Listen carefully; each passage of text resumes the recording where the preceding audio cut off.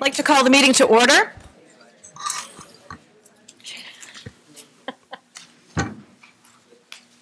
Okay, could you call the roll, please? Galwas? Yes. Jeevers? Here. Mandel? Yes. Manzeri? Here. Stevens? Here. And have we been adequately noticed? Yes, on January 10th, 2020, to the Princeton Packet and the Times. Thank you. Could you all rise for the salute to the flag, please? I pledge allegiance to the flag of the United States of America and to the republic for which it stands, one nation, under God, indivisible, with liberty and justice for all. All right, we have a ceremonial matter this evening. Chief, would you like to come up?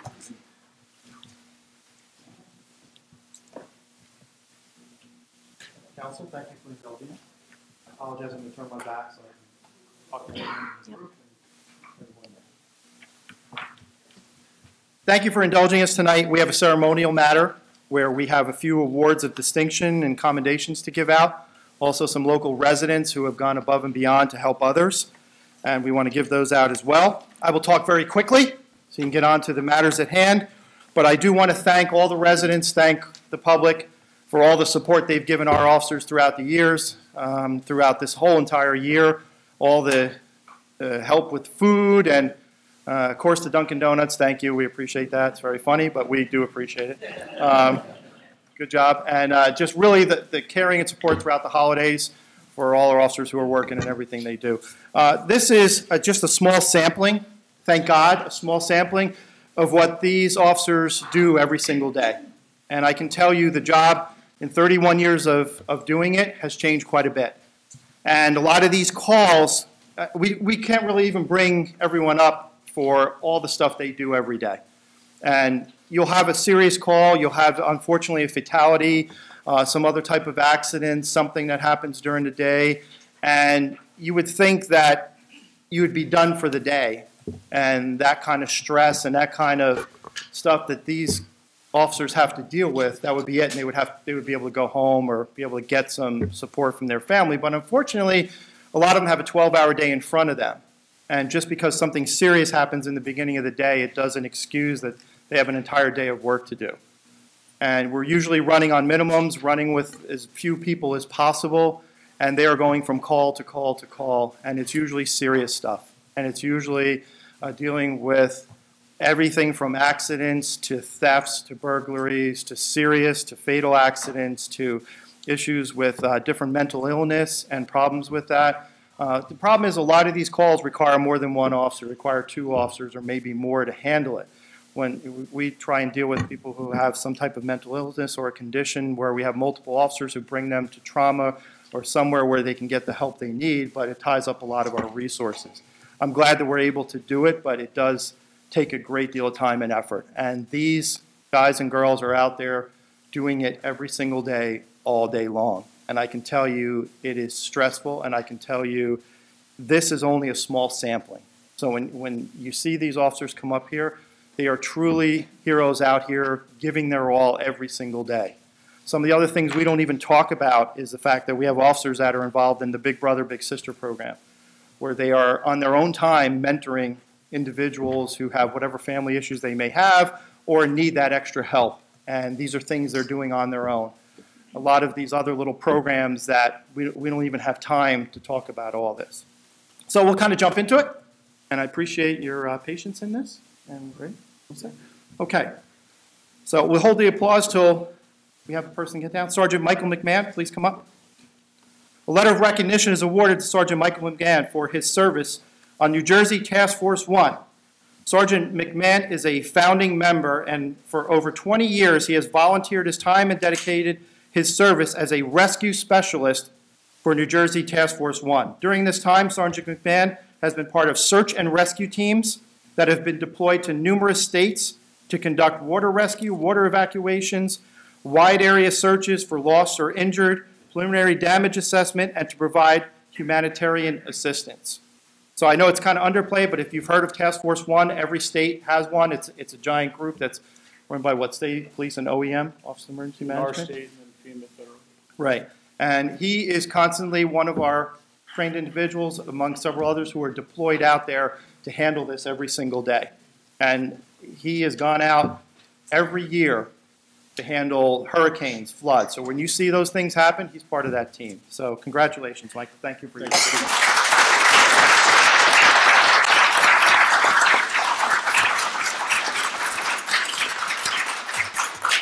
All right, Patrolman Frank Zicka. A certificate of commendation is awarded to Patrolman Frank Zicka. You're going to see him quite a few times, so you can keep applauding. It's great. He deserves it. I think we actually had a debate whether the dog deserves it, but we're going to say it's even. For the performance of departmental duties with a high degree of competence and professionalism, during the early morning hours of July 29th, Patrolman Zicka conducted a motor vehicle stop of a vehicle containing 2 occupants. During his investigation, Patrolman Zicka located a large amount of heroin, cocaine, MDMA, and marijuana within the vehicle. In addition, the occupants of the vehicle were in possession of a stolen 9mm handgun. Both occupants were subsequently arrested and lodged in the county jail. Patrolman Zicka is commended for his proactive police work. You can move on.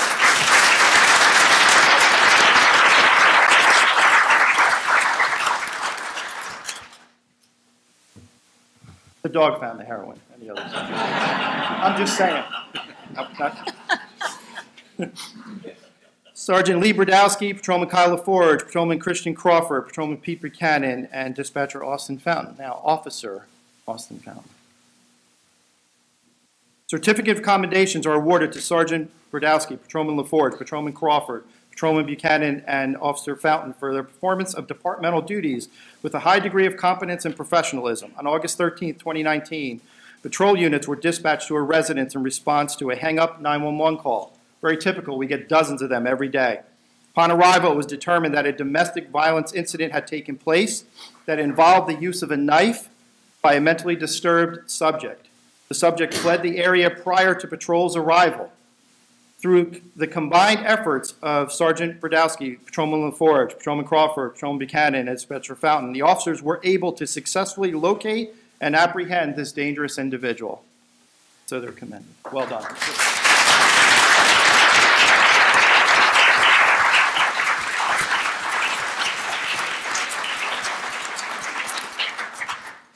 Patrolman Melissa Nagy, Patrolman Douglas Montgomery, and K-9 Mackey.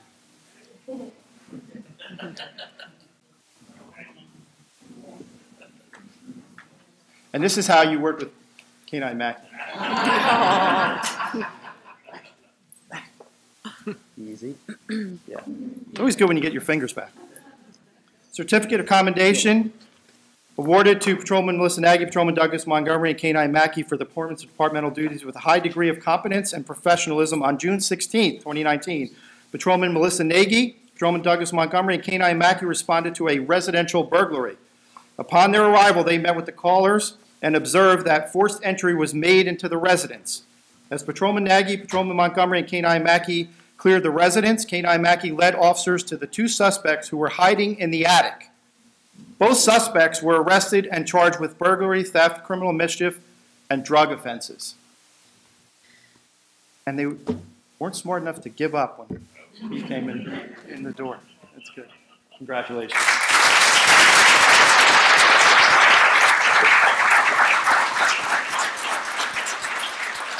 Patrolman Frank Zicka. We're going to do them all at once, but we wanted him to keep having to come up and come up and come up because he earned it. A certificate of commendation is awarded to Patrolman Frank Zicka for the performance of departmental duties with a high degree of competence and professionalism. On August 1st, 2019, Patrolman Frank Zicka was patrolling the area of the Overlook Center when he located a suspicious person. After further investigation, the subject was found to be a wanted person who had recently escaped the Trenton Psychiatric Hospital. The subject was in need of his medication, had a history of attempted murder, and was considered extremely dangerous. Patrolman Zicka should be commended for his aggressive police work, which led to the apprehension of this dangerous individual. This is incredible, isn't it?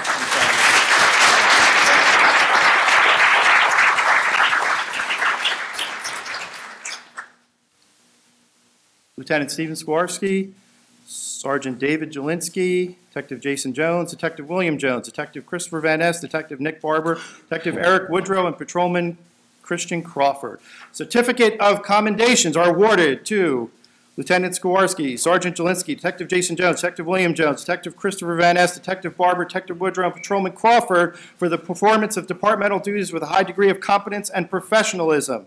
In 2018 and 2019, West Windsor was experiencing numerous residential burglaries throughout the township. You guys remember this, right?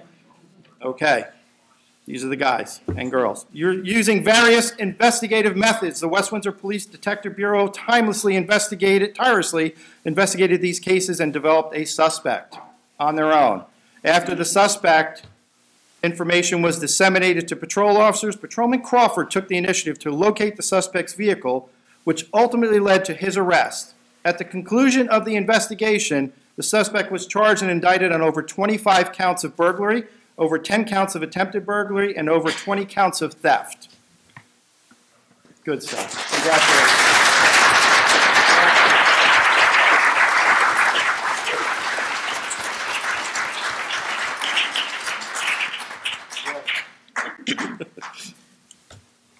Sergeant Frank Bow, Sergeant Lee Brodowski, and Patrolman Melissa Nagy.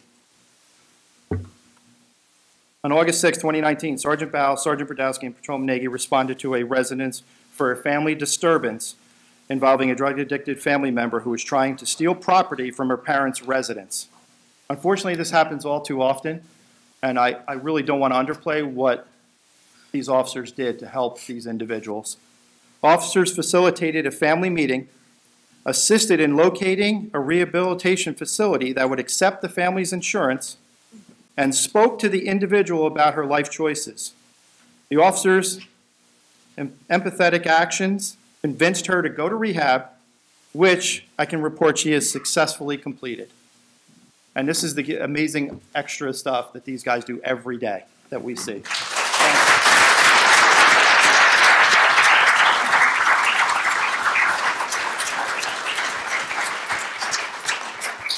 Okay. And shockingly enough, Patrolman Frank Ziga and this time K-9 Hodge. Certificate of commendations are awarded to Patrolman Frank Ziga and K-9 Hodge for their performance of departmental duties with a high degree of competence and professionalism. During the early morning hours of May 29, 2019, Patrolman Frank Ziga conducted a motor vehicle stop. During his investigation, Patrolman Ziga deployed narcotics K-9 Hodge to conduct an exterior sniff of the vehicle. K-9 Hodge indicated for the presence of narcotics within the vehicle. A search of the vehicle and driver located 26 bundles of heroin packaged for distribution. Patrolman Ziga's partnership with K-9 Hodge has proven to be a valuable tool in removing drugs off the streets of West Windsor. 26.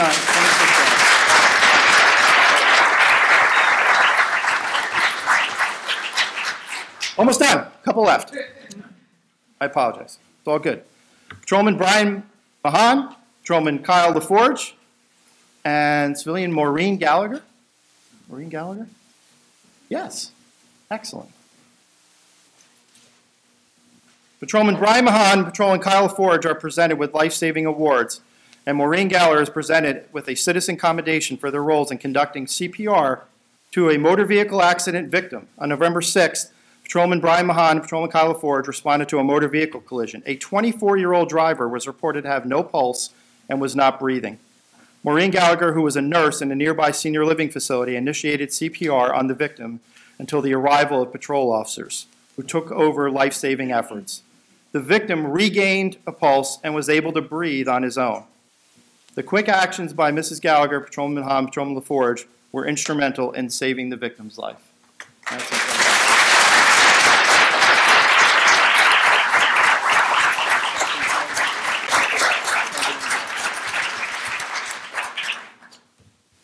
Okay. Do I see Tricia and Kurt Baker?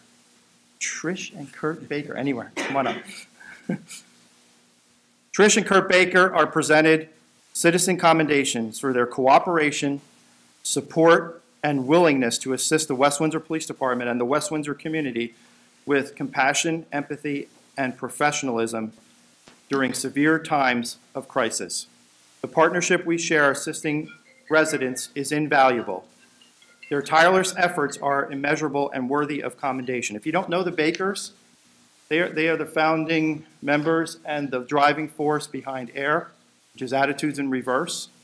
And they have been, whenever there's an incident, whenever there's a suicide, whenever there is anything of consequence that happens in this town, they bring all their resources in to help us every single time. Doesn't matter what time, day or night. We make a phone call, they come running. They have wonderful therapy dogs that are real therapy dogs, which takes that very seriously, okay? I don't know if Hodge is a therapy dog, do you think? No, I don't think so. So I just want you to just say something very quick about what AIR does in specific so that everyone can hear and also be able to utilize the resources, because you're much more than just what you give us. So if you can just give us that real quick, that would be wonderful.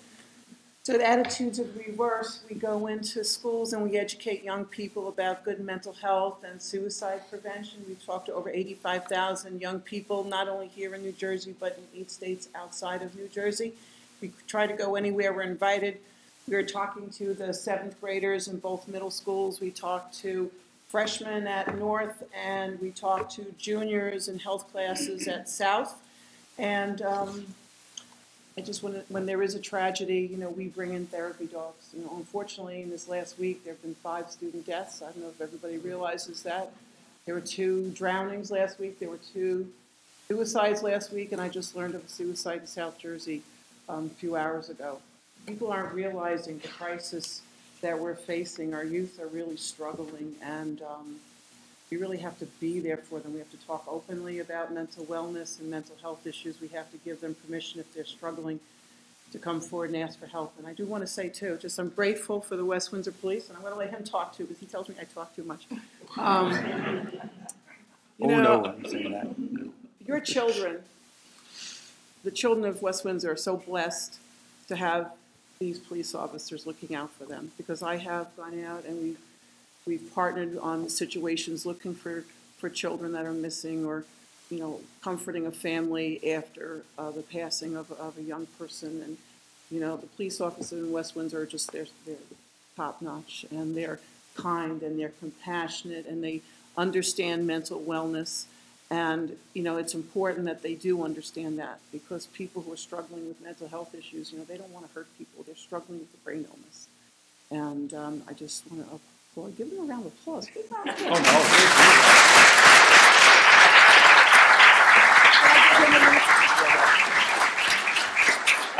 They have a timer. We can put that up. Oh, okay.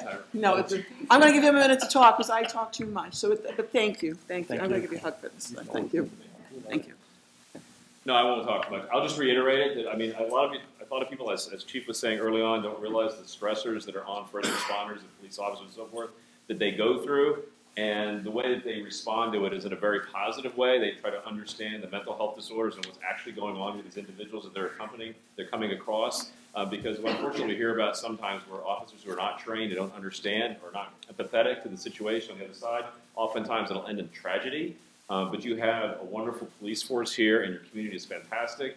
And we love being here, and we love the community that you guys have here. So congratulations to all of you, and thank you so much, Chief. Thanks. Appreciate it.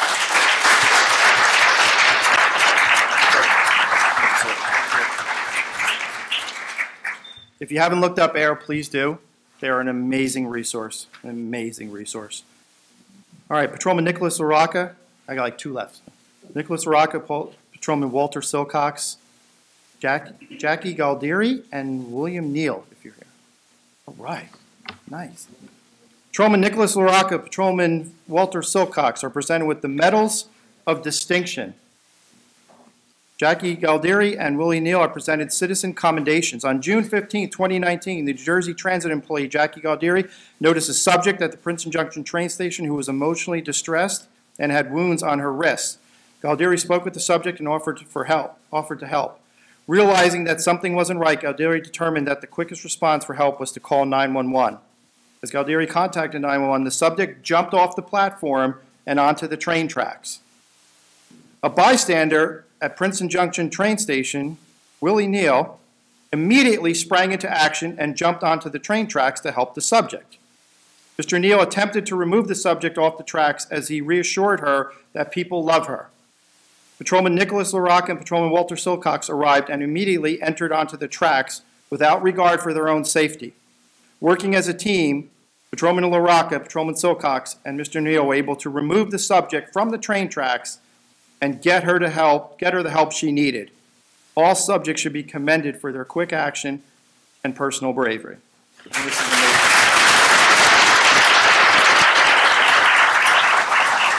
I also have, for both the officers involved, the Office of the General Assembly, Senator Shirley Turner also offers them commendations and praise for their bravery, and through their elected representatives for their outstanding acts of bravery, service, and sacrifice as demonstrated by their selfless actions on June 15th in saving the life of a young woman, and for serving the residents of West Windsor Township with pride and valor as a law enforcement officer. So, and that's one for both of them, and also their medals of valor.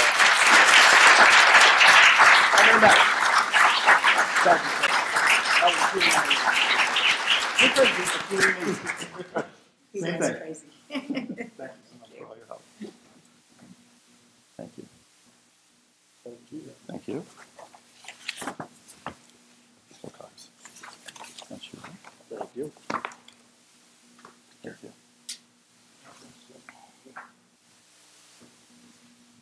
Okay. Detective Jason Jones. A certificate of commendation is awarded to Detective Jason Jones for the performance of departmental duties with a high degree of competence and professionalism on August 13th. The Sally Beauty supply store was robbed at gunpoint by masked individuals, placing its female employees in fear of death. Detective Jason Jones immediately began investigating the incident, and within several hours he was able to develop workable leads that ultimately identified 3 suspects. Further investigation by Detective Jones helped identify one of the suspects as having committed several other robberies in the area. All 3 suspects were arrested and incarcerated. Amazing.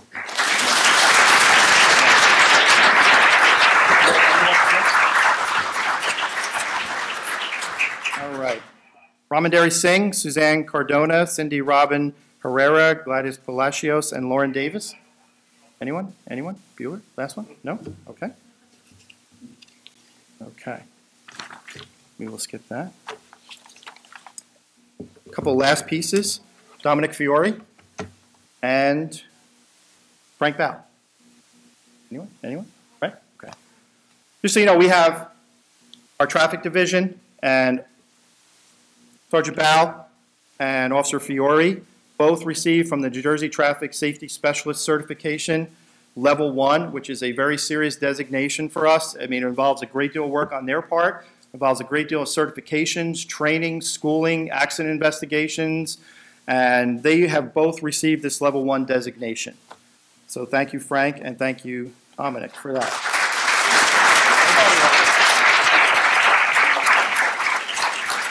And also, quite some time ago, Sergeant Bow was our first and only human recipient of the West Windsor Medal of Valor. It is the highest award that can ever be received in this police department. And in that time, this was the, if you remember, in Nassau Park, not Nassau Park, in Nassau Street, the Panera Bread incident, where you had the individual who was holding all of Panera Bread at gunpoint. Well, Sergeant Bow was inside dealing with that incident for 2 hours as one of the primary officers within several feet of the individual involved in one of the most tense, volatile situations that could have changed in any second. And he did this for hours and maintained his cool, maintained his composure, and was eventually cycled out. So the entire time that individual was under control while Sergeant Bow was handling this. That's why he is the recipient of the Medal of Valor, and for unfortunate circumstances, that medal never arrived, and we're finally catching up and presenting this to him. So we did have him at an award ceremony, but we just want to officially give him the medal and give him the recognition he truly deserves for such an incredible feat. So thank you.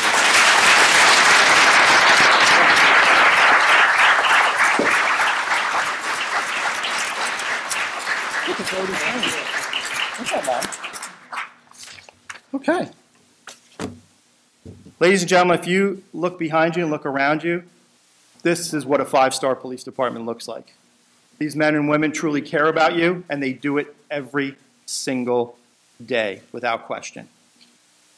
That's the difference they make. No matter what the condition, no matter what the weather, no matter what the holiday, this is what they do. They love doing it. They are really good at doing it, and I'm proud of every single one of them. So thank you for allowing us to take the time and present these awards, and I wish you good luck in the rest of the evening.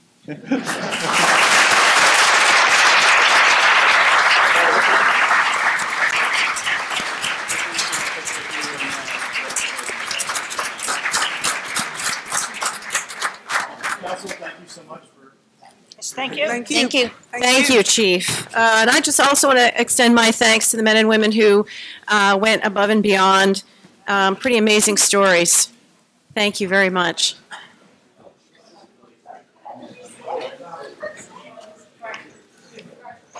Let them know there's plenty of seats now.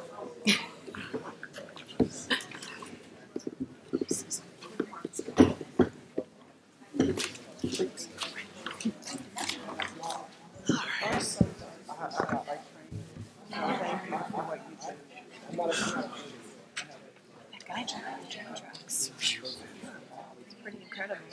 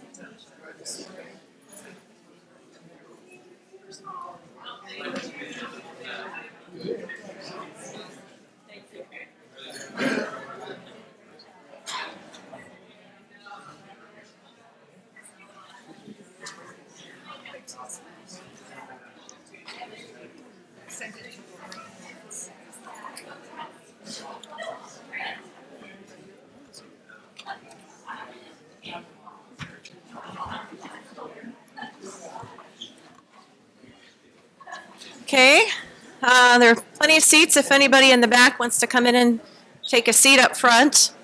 It's time for public comment. Just wanted to make a note that this public comment section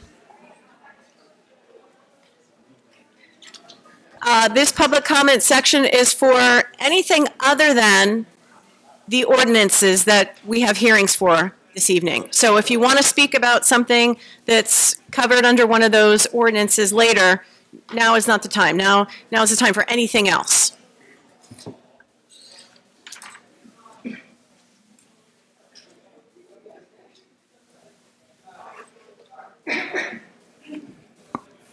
Hi, John Hinsdale, 38 Quaker Road. I'd like to wish everybody in the room a Happy New Year and a happy impeachment and happy everything else. Back in the 1980s in New York City, there was a real estate lady named Leona Helmsley. Everybody hated her.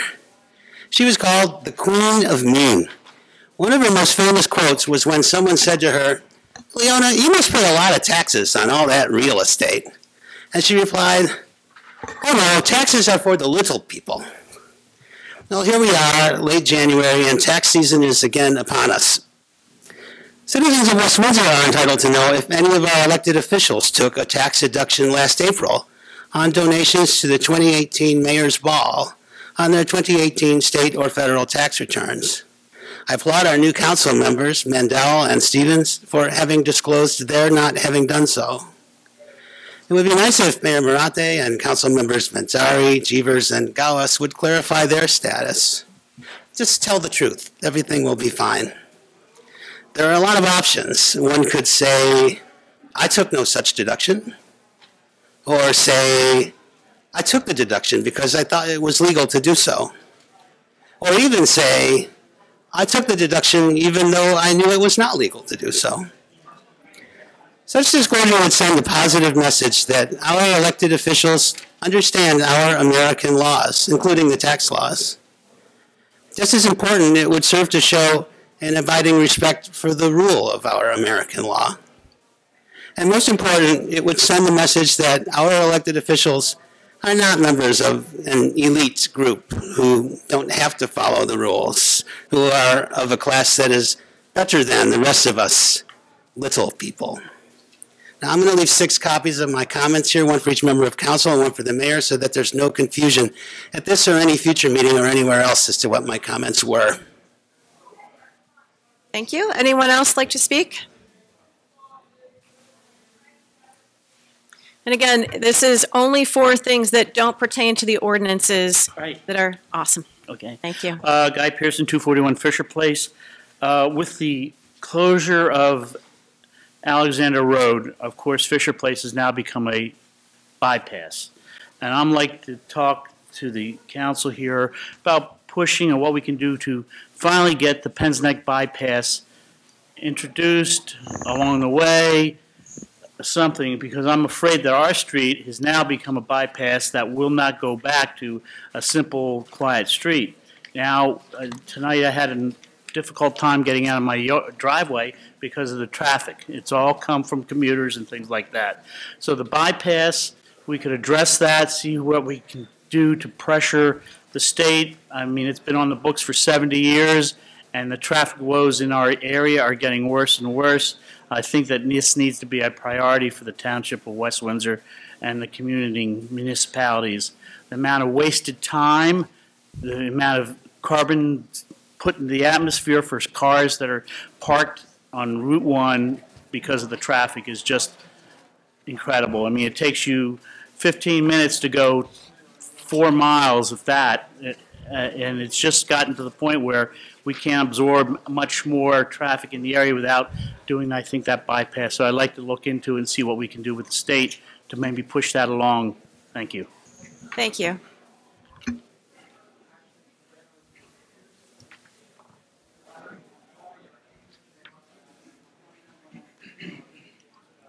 I'm Valentine Yunker, 14 Pearson Avenue, Penn's Neck. Unplanned tag along to this gentleman's comments. Just make sure you speak directly into the microphone and face us. Otherwise, you won't get picked up on the. Chance we can close that door back there. We're not able to close that door. Open door. Can open the door. But if you, and I was actually going to mention this before, if you speak into the microphone and face us, that way you'll get picked up on the video, and also the clerk will be able to hear your comments, so everybody can be heard. Okay.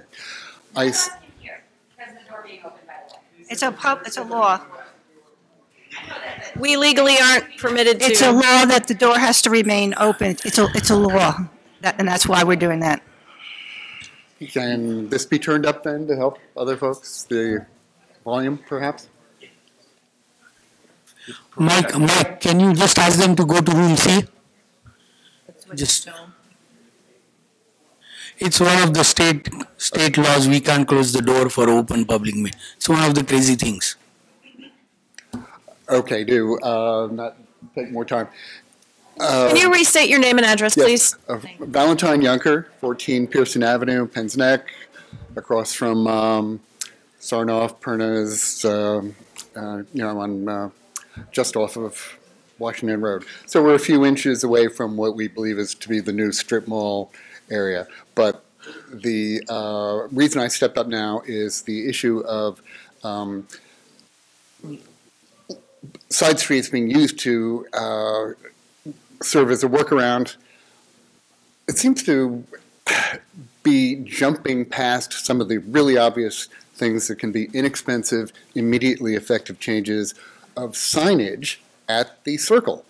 The big issue that I see is with a few simple, inexpensive changes in terms of signage, maybe 50 cars could go through during rush hour as opposed to 4.5 because of this phenomenon where people are going now northbound on Route 1 who desire to get on to 571 towards Princeton, pull into the circle, into that left lane, and they're convinced they have to get into the center lane in order to proceed forward.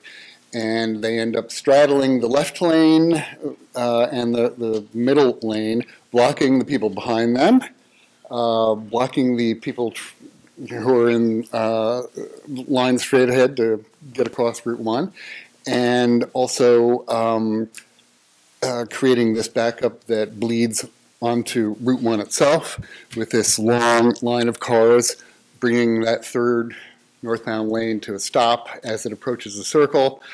When it's really bad, people when the light changes, vehicles that are trying to cross Route 1 to get to our side of Route 1 can't get through that now backed up snake of cars.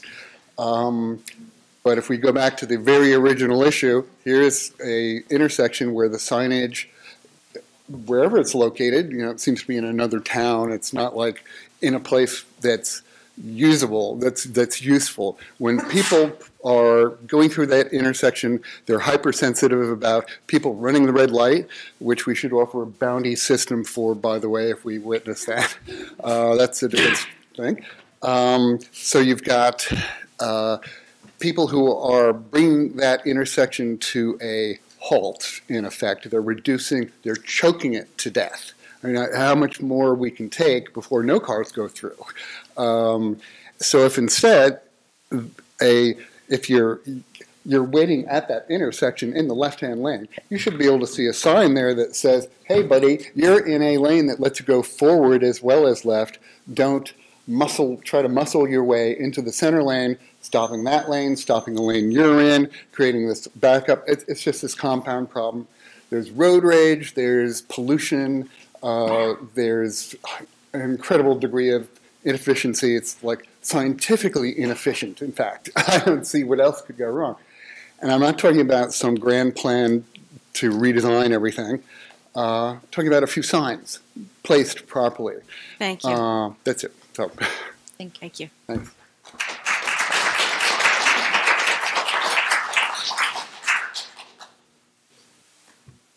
Anyone else? For general public comment, not pertaining to any ordinances that are being heard tonight. Okay. Administration comments? I'll save mine for the end. Okay. Happy Lunar Year to all those who celebrate. I hope the coronavirus situation is resolved quickly, but our health department is keeping close tabs, and you can find updates on the Township website. If anybody has questions, you can go to Township website and find the answers. I missed the last meeting since I was out of the country. However, I did watch the meeting on the video, and except for people who spoke from the back, I heard everybody. So please come to the microphone and speak. I didn't hear anyone who spoke from the back. So many of you here are for the ordinance. So we did note on the comments, and there will be some modifications as the chairperson will describe. So that's all my comments today. Thank you. Council member comments. Sonia, would you like to begin? Sure. The past couple of weeks, I actually had an opportunity to attend many presentations by the school district, by the PTA in collaboration with our police department. The topics were social media, drugs, video game addiction. There was also a presentation by our air at High School South. And every time I attend these meetings, I learn something new every single time. And I want to urge our parents to really pay attention and try and go to one of these presentations because they are highly educative. We learn a lot. Our children are moving so fast in this digital world. If we can keep up with them, I think the more knowledge we gain, we will be able to help them. I have little kids and I want to get ahead of them, and I'm still struggling to do that, and they're 9 and 10-year-olds. So that was one thing that I wanted to say. This past week, I also had an opportunity to attend the Community Day of Service hosted by our Human Relations at the Arts Council. I was really happy to see our young residents really engaged, the Boy Scouts, the Girl Scouts, all the little kids working really hard to make all these bags ready for the needy. And I would love to see more community events, such community events where our community comes together and works for the better of people who need them. Thank you. Linda? Yeah, I also attended the Martin Luther King Day celebration at the Arts Center, and it's such a wonderful community event. If you've never done it, try to consider doing so next year. I mean, they collected food, they made cards for children in hospitals, scarves for veterans. It was just a lot of energy in the room. It just really felt good, and certainly we're all proud of everyone who contributes to help other people from this township. Also, congratulations to the chief and all the officers and individuals who received well-deserved awards. They're all extraordinary individuals. They save lives, they protect property, and they make us safer. So we are certainly grateful for their actions.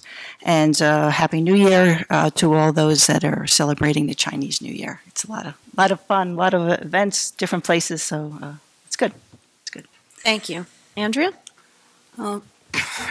Also, happy Chinese New Year, happy Indian Republic Day, and I also do want to mention this is International Holocaust Remembrance Day on a sorrowful note. I was also at the Martin Luther King Day. I really loved the volunteerism. I also was able to attend Fire Station Volunteers 43 and 44 had their annual installation this past Saturday, the Saturday before this one. There were just so many dedicated volunteers. It was just so amazing to see people. One of them was actually my neighbor. I know some of the people up here are involved as volunteer fire departments. There were people who had gone to over 400 different calls for the volunteer fire department within the last year. There were people who were celebrating not only 5 years and 10 years. There were 2 people from 43 that had 40 years with the department, and there was a Mr. Alan Patterson, I believe, who had 50 years of volunteer work with the department. So I want to use this opportunity. I know there's a lot of young people that always come and say, what can I do to volunteer? I want to volunteer. If you're serious, both young people, older people, this seems like a tremendous opportunity. I felt like I was coming into a family there as opposed to people who just went and volunteered now and then. And it's just such a wonderful opportunity to come in. You get lots of hours of training. You get to be part of this group that has each other's backs. And I think this would be just something that people should consider. Thank you. Mike? Going last is always fun because everybody's already mentioned everything. But I'd like to come back to the day of giving that was at the Arts Council. And it was very rewarding in that the organizers came up to me expressing concern that do we have too many people in the room? You know, there were so many people that showed up that they were actually a little concerned about the capacity in the room.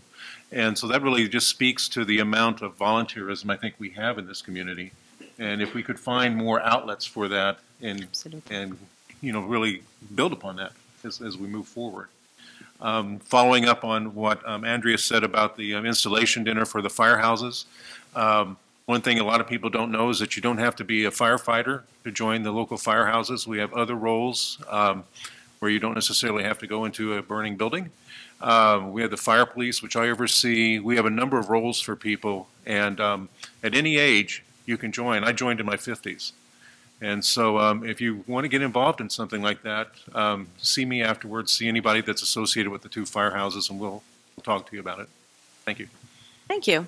I attended Coffee with Cop on January 16th. It was great to see a good turnout among the community there to meet some of our fine officers, and we saw some of the same people who were receiving awards this evening. So thank you again to them. Also attended the Fire Department swearing-in ceremony. It's always a highlight of the year, and I'm going to take this as my public service opportunity to tell people to always pull over whenever you see sirens, you see lights, you hear sirens, pull over to the side of the road. I see this every single week. I see people not pulling over for fire trucks, police cars, ambulances. It's crazy. They could be saving somebody's life, and in fact, in many cases, that's exactly what they're doing. So please pull over whenever you see an emergency vehicle. Gay, do you have anything this evening? Nope, I'm good. Okay, public hearings.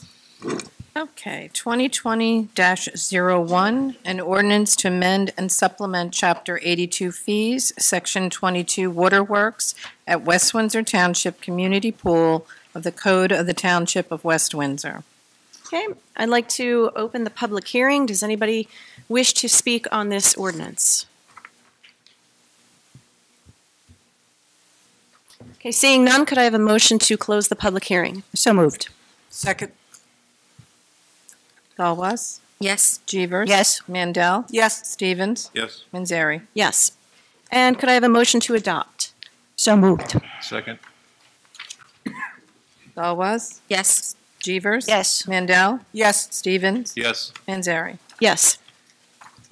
2020-02, an ordinance to amend the salary and wage plan for the Township of West Windsor and provide for the administration thereof for firefighters and captains. Okay, and I'd like to open the public hearing for this ordinance. Would anyone like to speak? Seeing none, do I have a motion to close the public hearing? So moved. Second. And a motion to, sorry. Galwas? Roll call. Yes. Cheever? Yes. Mandel? Yes. Stevens? Yes. Manzari? Yes. And a motion to adopt. So moved. Second. Galwas? Yes. Jeevers? Yes. Mandel? Yes. Stevens? Yes. Manzari? Yes. Okay. For ordinance 2020-03 and 2020-04, at the Planning Board's meeting on January 22nd, 2020, there were 4 minor changes. The first one was to Section B2. They changed the words age restricted in the second line to senior housing. In Section B7A, they eliminated the word which in the second line. Section B8F, we underlined F. And in Section C2H, we added, we put an open bracket at the beginning of the paragraph. So these will both have to be adopted as amended. Separately? Yes. Okay. Could I have I need to open the public hearing. Yes, ma'am. Anyone like to speak on either of these ordinances? No, the first one is 2020-03, an ordinance amending the redevelopment plan for Princeton Junction by modifying the RP1 district. All right. Hi, Allison Miller, 41 Windsor Drive. I have the same comments on both of these. I'm going to say them once. The ordinance allows only 0.7 parking spaces for senior housing. This, I'm told, is appropriate if the senior housing is a nursing home or assisted living, but it's not appropriate if the senior housing is townhouses or apartments. Now, according to these ordinances, senior housing can be any housing that is permitted. It can include apartments or townhouses. So I thought that should be spelled out, that it should say that where it says senior housing has 0.7 spaces, it should say that if senior housing is an apartment, it should have the same spaces as apartments, and if it's townhouses, it should have the same spaces as townhouses.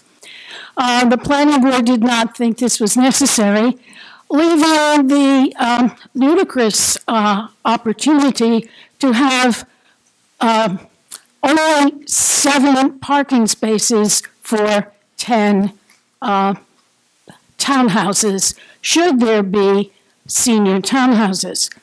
I hope that the planning board will follow the requirements for townhouses rather than senior houses if there are senior townhouses. I think it should be specific, but I want to point out now that there is, as adopted by the planning board, a conflict between the requirements for townhouses and the requirements for senior houses, which may come into play if there are senior townhouses. I just wanted to point that out. I hope there won't be any conflicts. I hope the developer will say, well, of course, every townhouse gets a garage. We're not going to give it to only 7 out of 10. But that's hoping. I also want to point out that this is the third time in, I think, 4 years that we have changed the zoning for this area. I have great hopes that this time they're going to develop it, but you never know. You might be sitting here next year with another set of changes. Anyway, thank you. Thank you. Anyone else wish to speak on this ordinance? Should I have a motion to close the public hearing? So moved. Any discussion on these? I'm going to close the public hearing first. Yeah. Oh, we have to do the roll call. Sorry. Yep. Do we have a second? I missed it if there was. Andrea. Sorry. Second. Calwas? Yes. Jeevers? Yes. Mandel? Yes. Stevens? Yes. Manzari? Yes. Now discussion. Yeah, I just had a question, Jerry. Under 8 parking requirements, if number B says 2.0 off-street parking spaces per townhouse unit shall be provided, does that exempt the senior houses based on number C, or are townhouse units going to be a little bit higher regardless of who lives in them? So it'll be 0.7 regardless. Okay, I just wanted to confirm. I think, Jerry, that our traffic consultant was okay with what is being proposed down there. We did discuss this at length. Yeah, I know we did.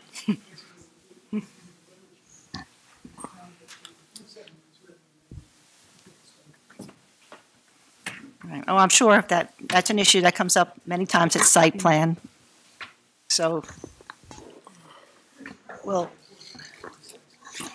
you need a microphone over here. Yeah, we're going to try to get a microphone for you.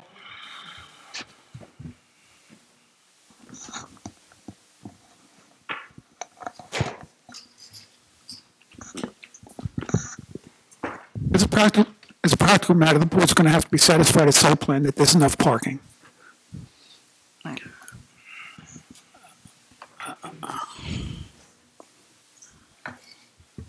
Virginia? Yes. Yeah, planning board spoke about it almost 40 minutes on one topic, and the traffic consultant was there, and he pulled up a lot of studies and said for senior housing, for this kind of development, it's 0.6 to 0.7. So 0.7 is at a higher range of 0.6 to 0.7. That's why the planning board supported the whole thing. Okay. Any other comments or questions? Could I have a motion to adopt? So moved. A second? Second. Calwas? Yes. Jeevers? Yes. Mandel? Yes. Stevens? Yes. Manzari? Yes. 2020-04, an ordinance to amend and supplement the Code of the Township of West Windsor, 1999, an ordinance amending the RP1 district standards. Okay, open the public hearing on that. Any comments on that? This is basically a duplicate of the one we just talked about. In the same, we're incorporating the changes from the from the planning board. Yes. Okay, motion to close the public hearing? So moved. Second. Calwas? Yes. Jeevers? Yes. Mandel? Yes. Stevens? Yes. Manzari? Yes. Any discussion on that? Motion to adopt? So moved. Second. Calwas? Yes. Jeevers? Yes. Mandel? Yes. Stevens? Yes. Manzari? Yes.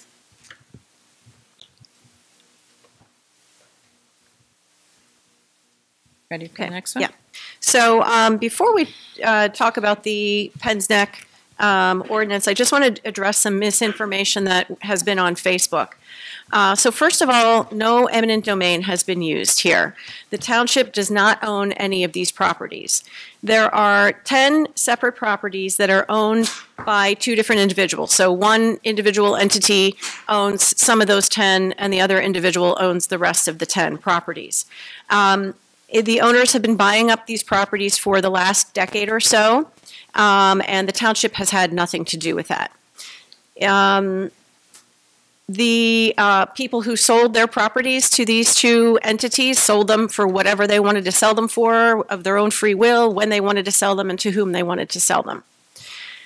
Also, another thing that's been mentioned online, it's been said that this is a done deal. And that's also not true. Yes, we could vote the ordinance in as exactly as it is, or we could reject it, or we could change it a little or change it a lot, or anywhere in between.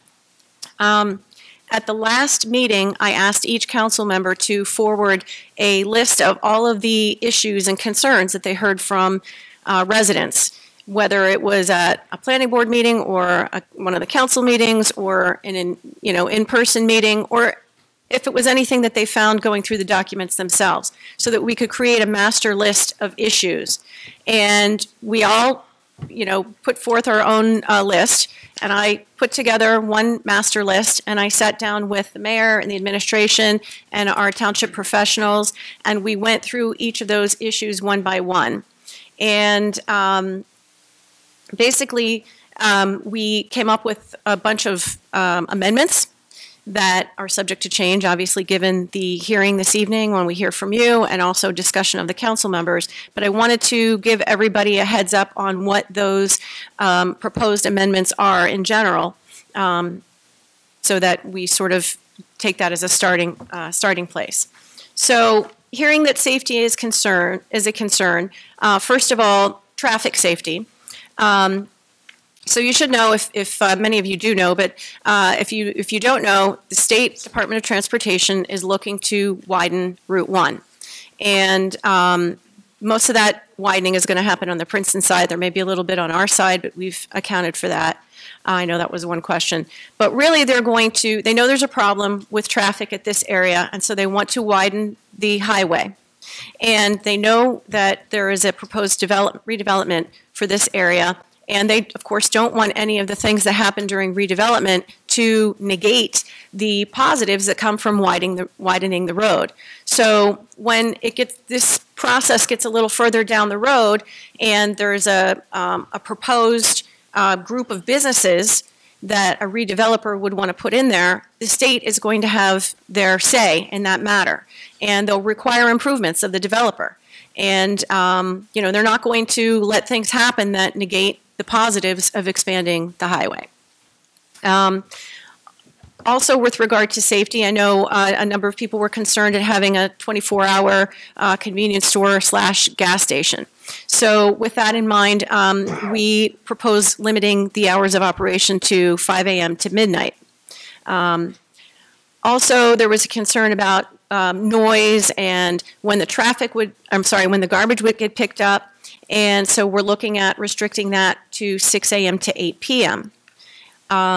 Also, with respect to safety and noise and those kinds of things and sort of protecting or insulating the neighborhood, we are going to propose requiring a 12-foot high berm rather than an 8-foot high berm. And then on top of that, there can also be, trees and grass and shrubs and those kinds of things to further buffer the neighborhood from the commercial part of the development. There was some concern about tractor trailers fueling up there. So what I learned is that tractor trailers really don't want to fuel up in a little neighborhood gas station. They're going to go to rest stops and other places. And it's really not the target audience of any business that would want to go in at that corner. But just to make sure that we're putting the word out there that they are not to fuel up there, there is language that I'm going to propose that basically prohibits a standalone diesel fueling station that would a tractor trailer would need in order to fuel up. And then finally, we're going to fix some language that makes it clear in the intent to prohibit large fast food chains in that area as well. And then there was one other tweak with regard to adding the words electric car that was just something that one of the council members caught as well. So So that's sort of where we are right now. If you have additional suggestions, we'd love to hear them, and I'd like to open the public hearing to do that right now. And I will also say, when you come up, if you could address us, speak into the microphone, give yourself about 4 inches so that when it goes on TV or in the video, it's not garbled. And if you speak directly into the microphone, the clerk will be able to capture all your comments. If you turn around and face the audience, we can't always hear you, and she may not get all of your comments, and we want to make sure everybody is heard. You each have one opportunity to speak during the hearing, and you have 3 minutes, so if anybody wants to come on up, please do. Just come right up. You can form a little line if you want. Hello, and thank you for doing this. I'm Please here state because your name and Please state your name and address. Okay, my name is Isabella Palovich, 198 Mather Avenue, and I'm a relatively new resident of West Windsor. And thank you for the awards. That was a nice surprise. I just received this, so I don't know anything else in addition to this because I'm sort of new. And I emailed you today 3 questions.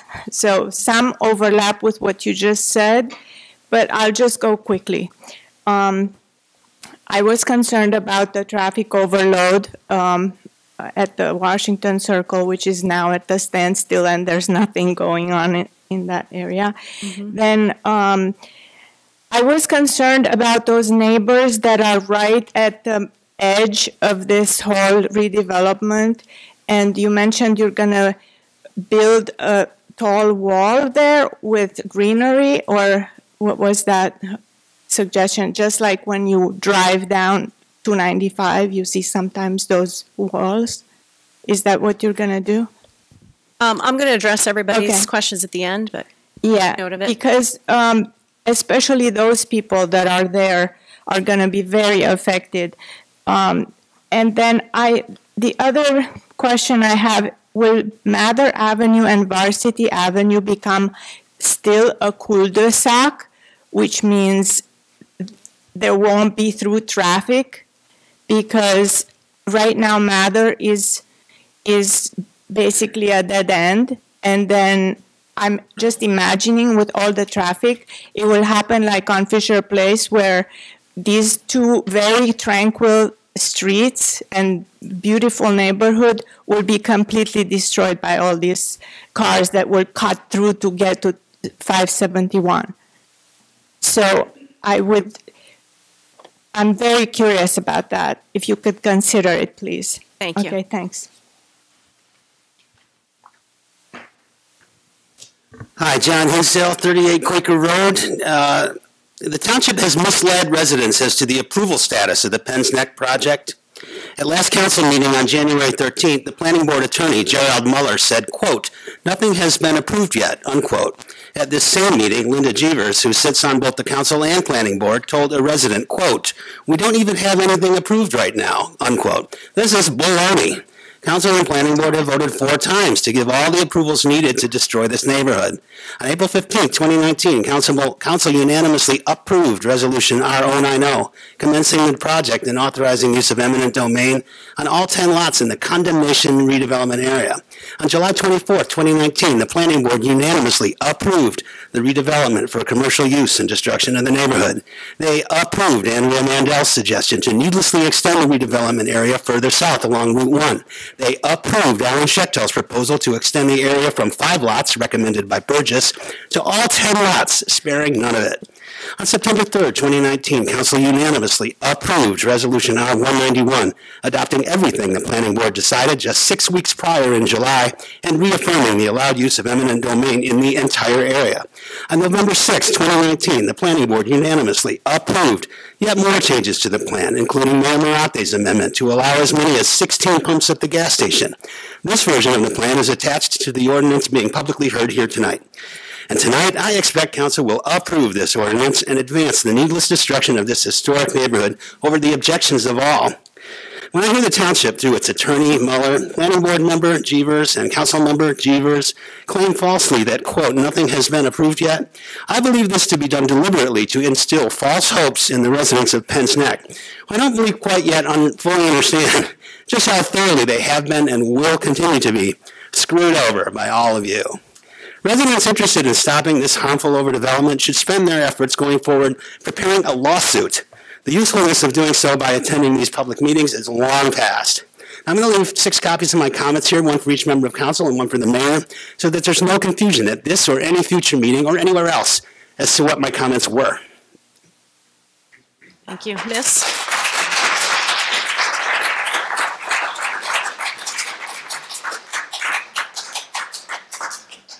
Hi, good evening. Hi. My name is Amy Woodward. I live at 262 Varsity Avenue. My house is located right next to the proposed redevelopment area.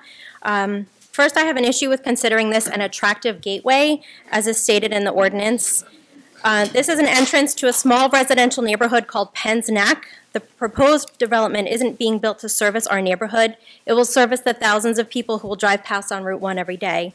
While I can understand that this is an area in need of redevelopment, I respectfully request that the council fully understand the impact that the proposed development will have on our quiet neighborhood.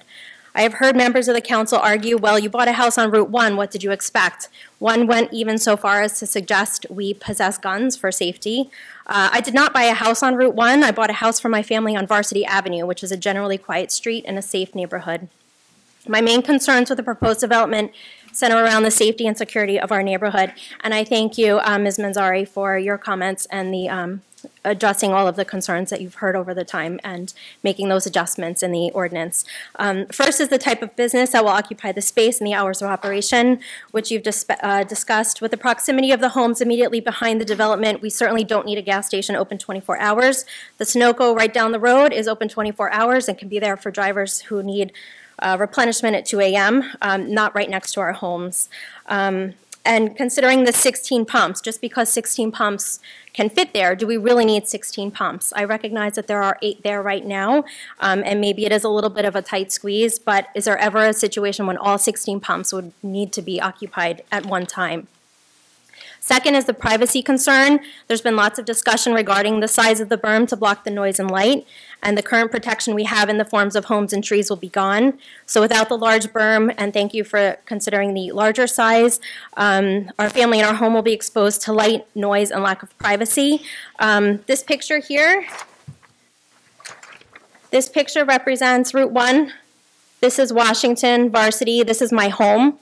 So even with a tall berm and this opening, all of this will be visible from my front yard, and even with an 8-foot berm or maybe even a 12-foot berm, whoever's in the back of the gas station and the convenience store will be able to see into my second-story windows. So this is a concern for the safety of my family. Third is the traffic concern. There should be a full traffic study conducted to determine a solution that will have the least impact on our neighborhood. I attended the planning board meeting on January 15th, where representatives from Princeton University discussed the potential development of Lake Campus.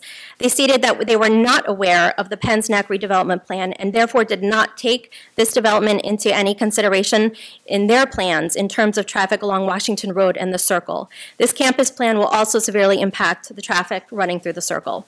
In closing, I respectfully request the council take the concerns of the neighborhood before approving the ordinance as is and the redevelopment.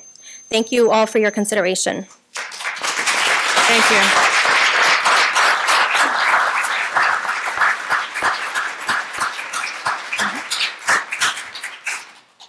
Hello, Hi. Betsy Ferrer, 254 Washington Road.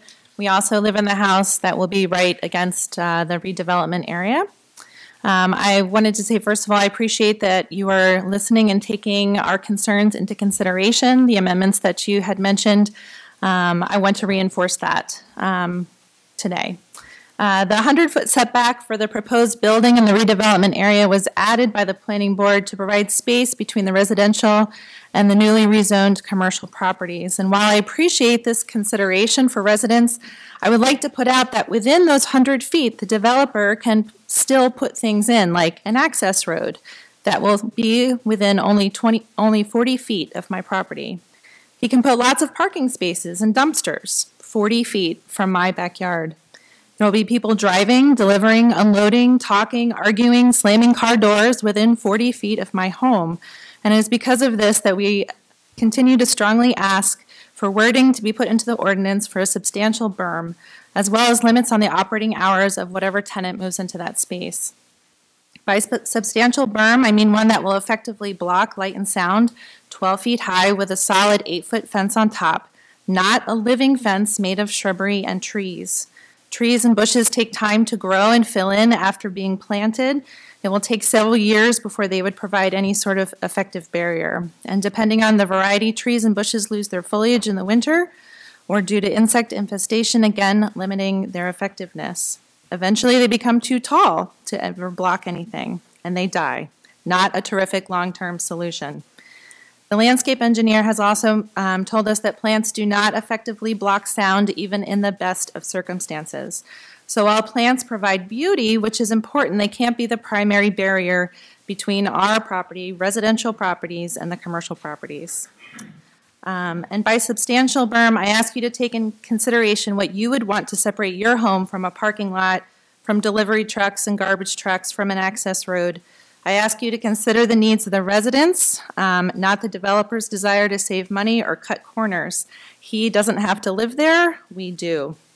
Also, limiting the hours of operation is essential for maintaining any sort of semblance of community atmosphere. Our neighbors who will be leaving when their houses are torn down are not out in the yard in the wee hours of the morning having conversations or playing music in their cars while they're pumping gas. They go about their business during the day and are quiet in the evening. And with this redevelopment, we will lose this peaceful community that the area is known for and that we enjoy, and gaining a bigger gas station or convenience store and all the customers. The sheer volume of people passing within 40 feet of my home will exponentially increase. Limiting the hours that these businesses can be used would help reduce the negative impact that this redevelopment will have. Thank you. Thank you. Thank you.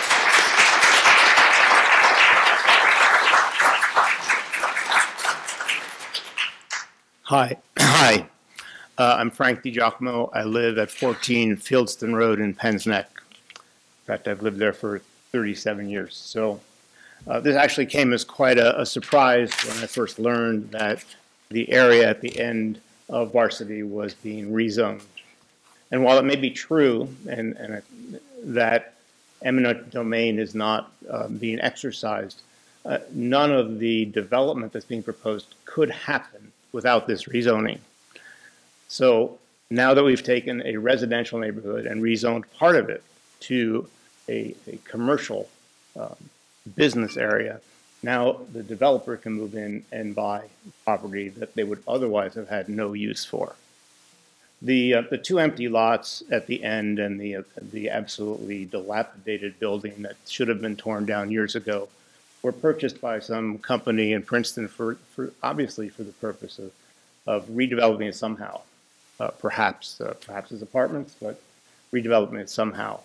It took them years to tear down one of those buildings, which was actually known as a source of drug dealing in the community, and it really took it to become an absolute hazard to the neighborhood before it was turned down. I don't think that the developers in this case can really be trusted on their merits. I know, Virginia, first of all, thank you for that master list. I think it would be wonderful if we get a copy of that master list. It may have highlighted things that we hadn't thought about. But the other thing I wanted to mention was simply that this question of who owns the property. I happened to speak to Felice Weiner yesterday, who lives at 265 Varsity, right next door to the person who just spoke a little while ago. And she told me that she still owns her house, and that the multifamily house next door had already been sold, and that as soon as this ordinance is approved, she intends to sell her house, because at that point, both she and the developer know that development can go forward. I have a question also as to what the status of this ordinance is. Just as I looked at the history, or at least the history that was given me, I haven't had a chance to verify it.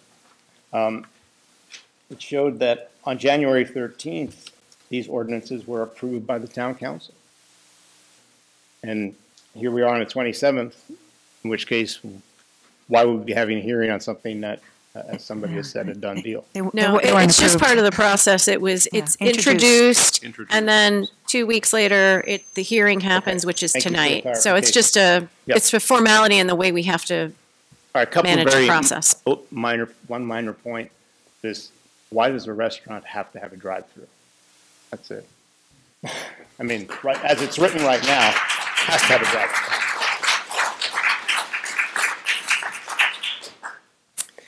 Good evening. My name is Libby Vinson, 5 Wallingford Drive, and also my parents are here. They're at 245 Varsity, Albert and Valda Swanky, so I'm sort of speaking here for the family.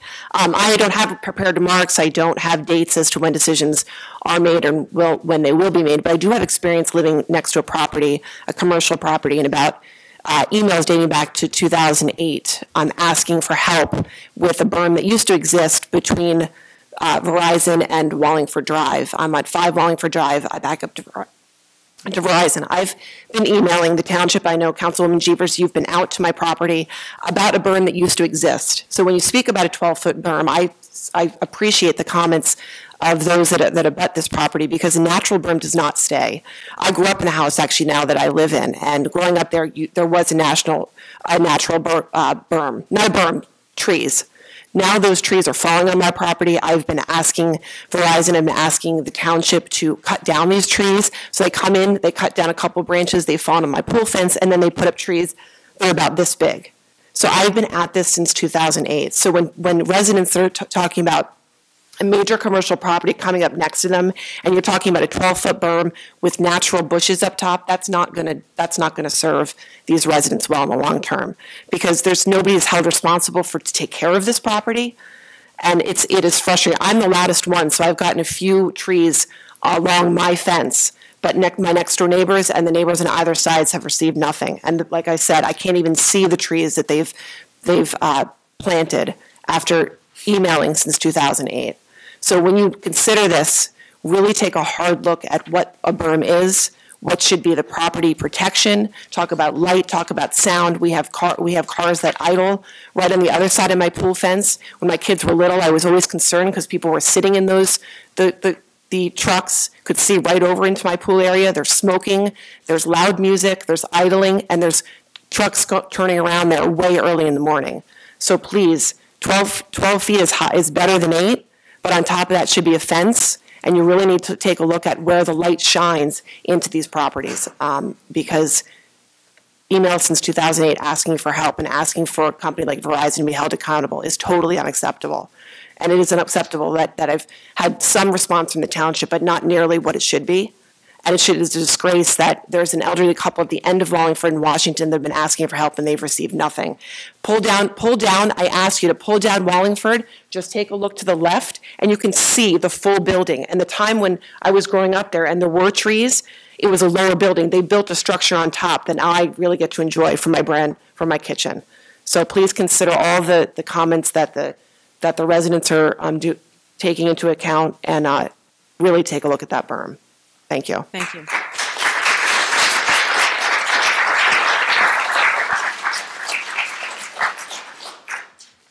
This? Hi, my name is Carolyn Enns, and I live at 24 Fairview Avenue, which is the property on the corner of Fairview and Fisher. And I would just like to reiterate the comments of concerned residents in the Penns Neck neighborhood about the traffic safety in their neighborhood as a result of this redevelopment plan. I just received this flyer, like many other residents, just within the past week, so I apologize that I haven't been able to understand the full details, but I would fully support the traffic study that was suggested by an earlier resident. I live in the adjacent neighborhood mentioned in section 2.3 in a single family dwelling, and I fear for my own safety just crossing the street to walk my dog in the morning. My neighbor's dog, the residents at 20 Fairview Avenue, I believe. Their dog was just killed in a hit and run in my neighborhood.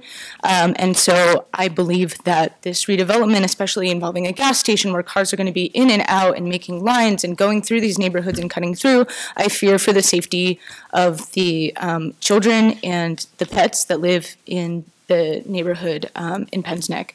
And also, I would like to reiterate the comment that the gas station and the coffee shop, the proposed coffee shop, which are the two most immediate uses of this redevelopment area, will neither serve the needs of the community nor those traveling along the Route 1 corridor in the current state of the Washington Circle. I have to wait very long time to even be able to enter my own neighborhood due to the traffic on Route 1, and this is prior to the Alexander Bridge closing. This has been a problem, and I believe that introducing a place where people can stop and line up in a drive-through or at gas station pumps is only going to exacerbate this problem. So again, I fully support the traffic study, and I would urge the council to consider alternative uses of this space. Thank you.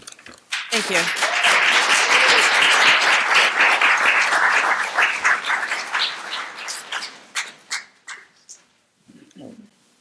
My name is Steve Francis. I've lived at 24 Fieldston Road for 31 years. My wife, Bee, has lived in Penns Neck on and off since the 1950s.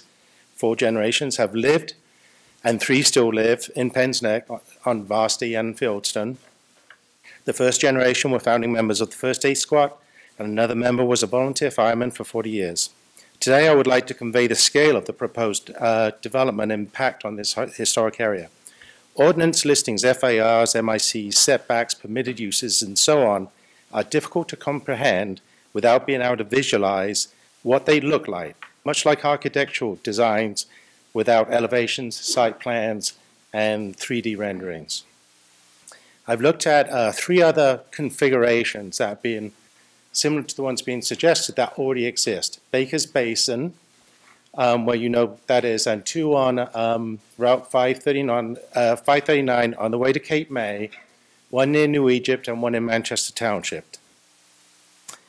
I have some visual.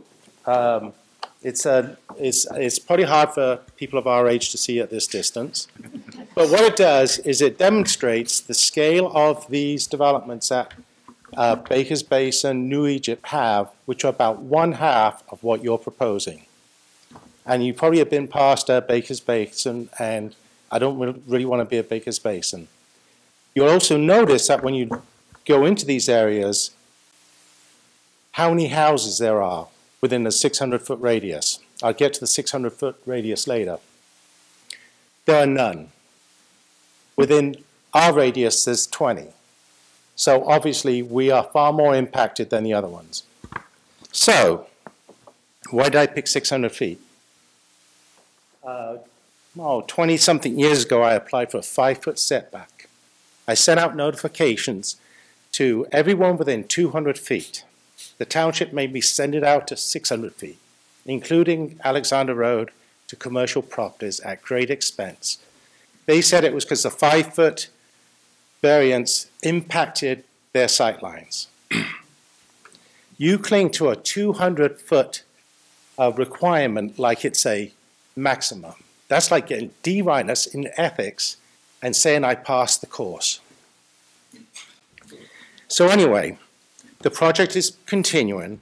The goal of this project, stated by your thing, and I think someone else said it earlier, to facilitate the development of a small-scale neighborhood commercial center which will serve the needs of both Penns Neck and those traveling Route 1, like we care about them. It is also the plan's intent. It serves as an attractive gateway for those entering the township from Route 1 and Washington Road. Who writes this stuff? Thank you.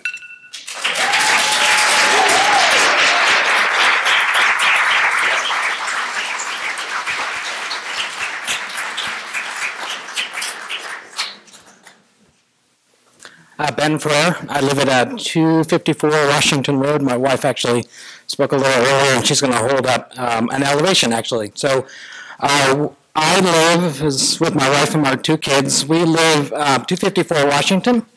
There we go.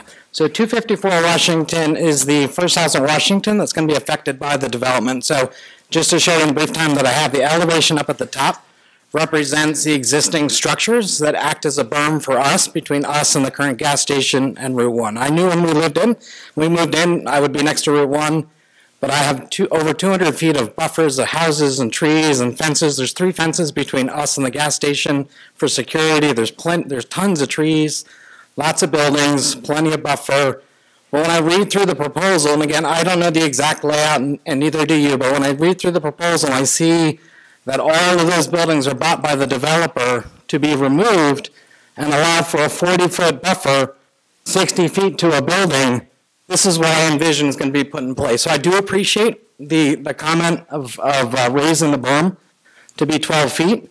But I do request, for security reasons and for many of the things that were said earlier, for light and sound and safety, that you put at least an 8-foot fence on top of the berm in addition to the trees. So if you see on the elevation, raise up a little bit, the elevation on the bottom, I work at home. I work in the back dining room that will overlook this development project. My sons live upstairs in the 2nd-story window. My line of sight at 9 feet off the ground, with an 8-foot berm that was originally posed and no fence, I would see right into this development. So again, I thank you for putting up for considering to do a 12-foot berm. But when I go upstairs and I stand on my kids' windows and I look out that back window over that development property, without a fence and significant trees, they will be seeing right into that development. And again, I don't know what the full layout is going to be, but I do know I'm losing 200 feet and getting it down to only 40 feet to protect our family and our yard, our property, and our neighbors from this huge development that's going to be going into place. So I really do would like you to consider that the full scale, as said earlier, what that berm should be is 12 feet with at least an 8-foot noise barrier, fence with trees to protect us from sound, light, and specifically security, because as people are parking at the Wawa, they have a dog, they could just go walking up on that berm and they could see right into our backyard. And our backyard, again, right now is 200 feet from the gas station. Once this development goes into place, our yard will be 40 feet from that development. So please consider, if this development is going to move forward, that berm really be the strongest buffer possible between that development and our property and our neighbors. So, thank you. Thanks.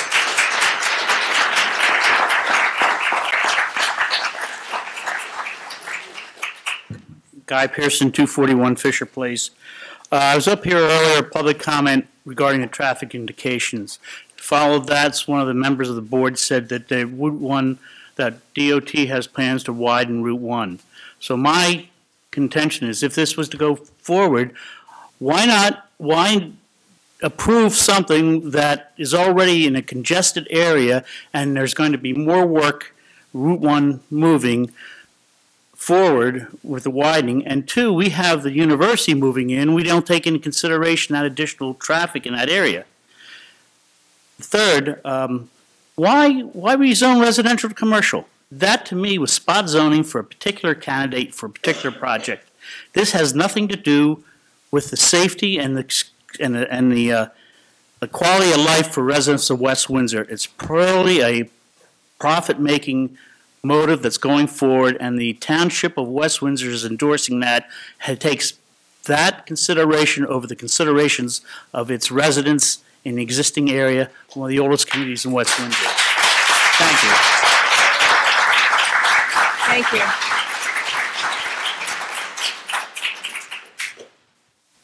Hi, Jerome Keeler, 252 Varsity Avenue. First of all, I would sincerely like to thank the council members for the 6 amendments that were proposed tonight. You know, at the beginning of this, I was like some in the room rather suspicious of motivations and best intentions. Over time, I've come to believe that my position deserves moderation. I think that the steps that you've suggested are steps in the right direction. I'd like to clarify for those who are puzzled as to why we need such a high berm and fence when the argument, I guess, is what we have now is less of a barrier from Route 1. I would echo what the Ferrer family said earlier. I'm not sure that that's accurate. Currently, the people who are going to be closest to the development have a house on the Route 1 side of them that more or less completely blocks the view directly in front of their houses. And the berm, no matter how high it is, unless it's, 20, 35 feet high, is not going to make up for that house that's going to be lost. For the same reason, I think it is vital to limit the hours of whatever business ends up going in the place that we're calling the Wawa area. There is a 24-hour Sunoco up the road, but there's no residential area right behind that Sunoco, so I don't see a problem with that being 24 hours. The other Wawa that's closest to us, I believe, is in Lawrenceville, and they have the same 5 a.m. to midnight hour restriction, which I believe is appropriate in that context, as it is appropriate here because of the residential neighborhood. Next, I would like to say that I've been to enough council meetings to know that it's tempting to think that the people who are speaking in the room only represent the people who are speaking in the room, and that there's some imaginary group out there who think this development is a great idea. Again,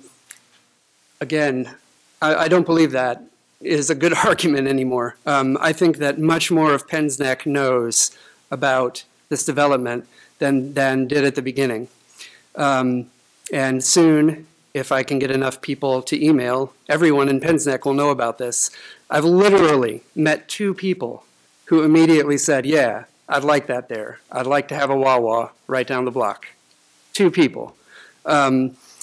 This is not a hand-picked group tonight, as it maybe has been in the past, just people on my email list. I literally have never met or spoken to 70% of the people who are in the room tonight.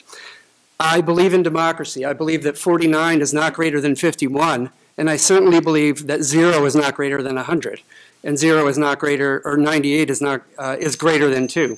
I think that if you don't consider the weight of how many people have serious objections to this project, you're going to have problems going forward, regardless of what's already been decided or what's already been zoned.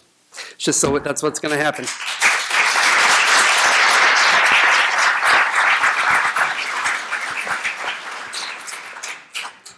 Good evening. John Church, 11 Princeton Place.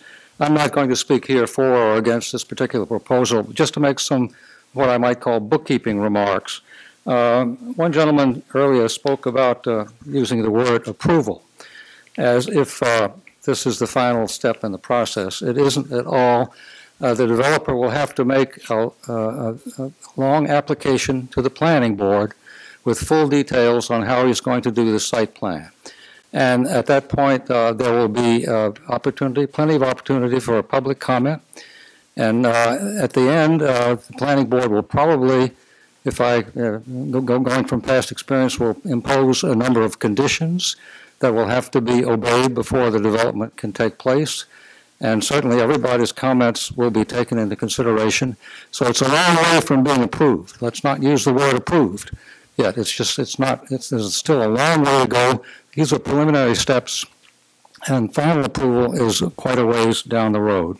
Two other things.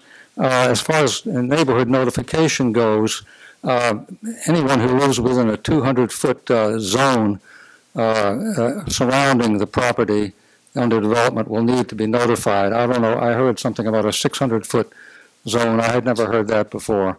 But it's they draw a circle and around, and anyone within 200 feet will be notified when the application comes before the planning board, if it does. And the third thing is a general comment about the lack of publicity we currently have in West Windsor. It's not the fault of anyone here. Our news media are really letting us down. The community news publication now doesn't come out in print form, but once a month.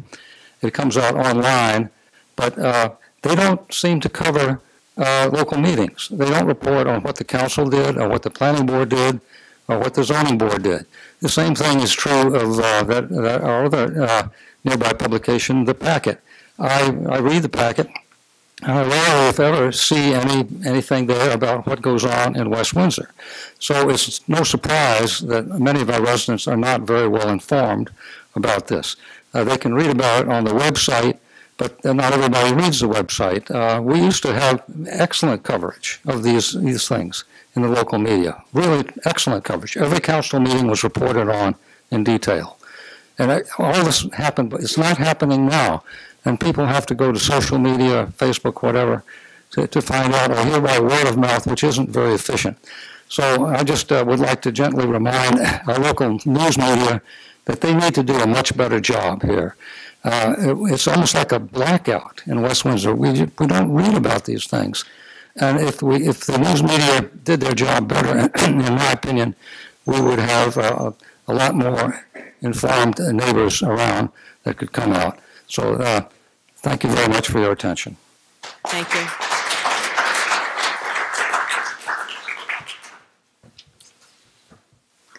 Hello, my name is Sarah Campbell, and I am at 13 Wallingford Drive.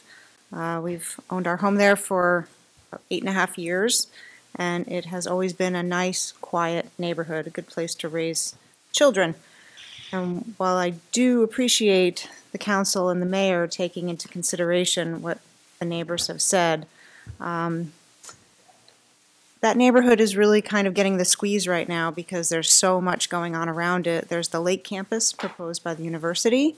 There's the redevelopment at the train station that I understand is underway and may be happening anytime now. And now this. So that's a lot going on right around this small, quiet neighborhood. So it's of paramount importance that you really do take into consideration what the people who live there think, particularly the ones who are right next to the redevelopment areas. I had a question on the noise ordinances, what they are in the residential neighborhood, and if there's any difference, you know, now that the redevelopment zone has been rezoned for commercial, because even with an adjustment rather than 24 hours, you know, midnight to 5 is still a pretty small amount of time for quiet in a neighborhood, especially if you have children who need to get to sleep and go to school the next morning. So hopefully we can all come to some kind of understanding that everyone can live with. Thank you very much. Thank you. Thank you.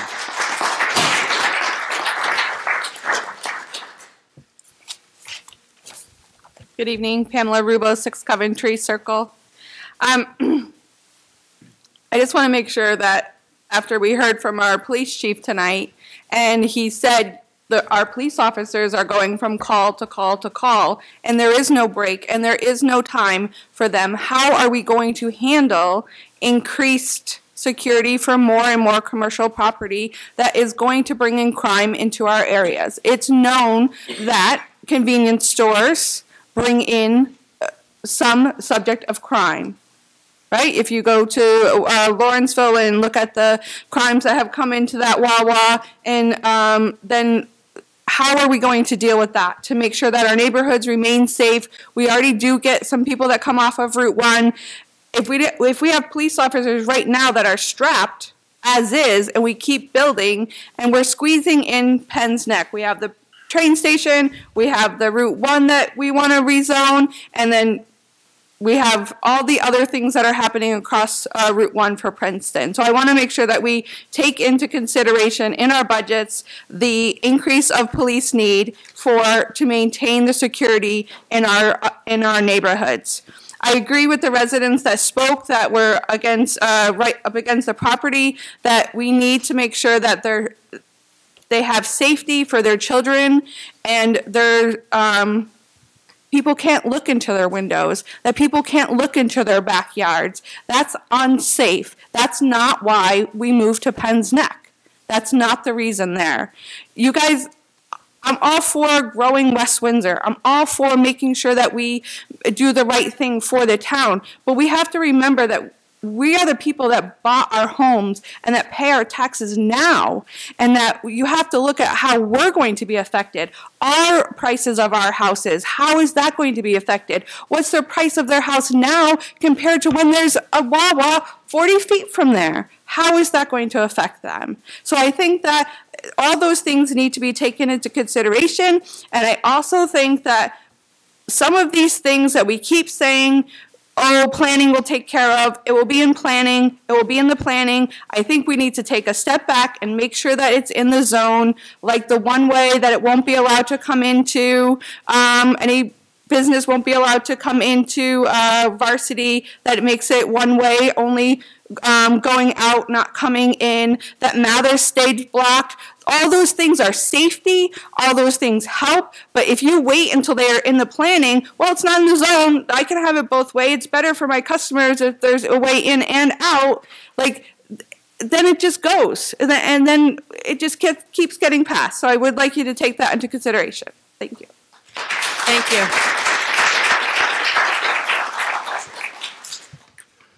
Valentine Yunker again, 14 Pearson Avenue. I was only made aware of this meeting a couple hours ago, and so I'm not prepared. It certainly takes some time to go through the documentation that's on the website. Haven't had time to do that, but there are a few related things here that tie together. First is I just want to echo comments that were made by multiple people, which is, look what we're up against here. We're talking about potentially the whole new dinky track universe becoming God knows what. We all know about that. The Route 1 bypass idea, the expansion of Route 1, the train station redevelopment, et cetera. We're talking about a very tiny area that's being squeezed by many different potential projects, and I don't have the sense that all these things are being looked at as a team of things that need to be balanced out, have some agreement to them, and consonant with not at cross purposes and so on. So while it's important to be able to focus on this particular issue, to do so without framing it within all of these other projects. You have one child. No, we have 6 children. Okay, we're dealing with, doing something for one child, but we have these other 5 that are going to need attention, and they say, hey, the first one got all the attention, and et cetera. So I think that needs to be kept in the back of our heads. The other thing is, whatever goes on here, it's going to be going on for years. There is no way on earth this is going to be even a 12-month project. No, never. We can't even get a bridge built in 6 months. I mean, in Japan, they build the bridge over there. It's complete. They get a helicopter, they pop it down, and you're talking a couple of months. And any bridge redoing I've ever seen around here, be it Rocky Hill here, et cetera, whatever they say, multiply that figure by at least 2, probably 4. Now we're talking something real. And so from there, this gets into sort of the things that have a more practical relevance to anyone who wants to try to really track what is going on. My understanding, after speaking with Gay Huber earlier today, and she was really very informative about all this, but I was asking, what is the sequence of things going on here? What is the purpose of this today? Is this just we're paying lip service to something that's already being done? As soon as we leave, you guys go, okay, sign the checks or sign the authorizations and off we go. What is the sequence of thresholds that have to be gone through here? Like, do we automatically issue somebody a postdoctorate degree, or do they actually have to go through school? So, and is that something that the parents, us, the residents here, are going to be able to witness, or do we have to send them off to some, re-education camp, and they'll come back and whatever it is? But I would like to know, or have put in a publicly visible place that's easy to find on the relevant website, a sequence that says this. Like today, I think Gay said, this is not like any final thing. This is to get a rezoning approval, which is step 1 before all the rest of what would follow can follow. Did I represent that properly? Okay. So if you guys say approved, approved, approved when this breaks up, we will be looking at something about which there's no further discussion on the level of zoning. The zoning door is open. Okay, you've gotten through grade school. Now we're going to let you go through these next steps. So I'd like the benefit of having something that's a sequential thing of saying, yep, here's what happens, what duration, what power we have to intervene if we wish. Is the only recourse we have a lawsuit? I mean, let's say, you know, all this flows through and we get to this sort of final point. You're about to basically say, hey, we're ready to go. Bulldozers are coming. Right. Once everybody's done speaking, then we'll go through all the steps in the process. Good. Okay. And is that something that you can provide to us in a shareable form on the website or whatever? Put it on the website, or you can put it on the website. Yeah, it does actually say it in the plan. It does say it in the plan. There is a section in the plan where. Yeah. Yeah. There's a flow chart that goes through the process. Yeah, I'd like something a little more detailed. We'll give it to you in English, too. Absolutely. And the last thing I would say is get some visual screen here, visual aids. Like people are trying to, as soon as you see the maps and the diagrams, you go, oh, now I actually see what exactly they're talking about in terms of boundaries and so on. You can write verbal descriptions all day long, and it's not going to get you nearly as far as people who've taken the time to make big things. Let's be able to see them. Thank you. Thanks.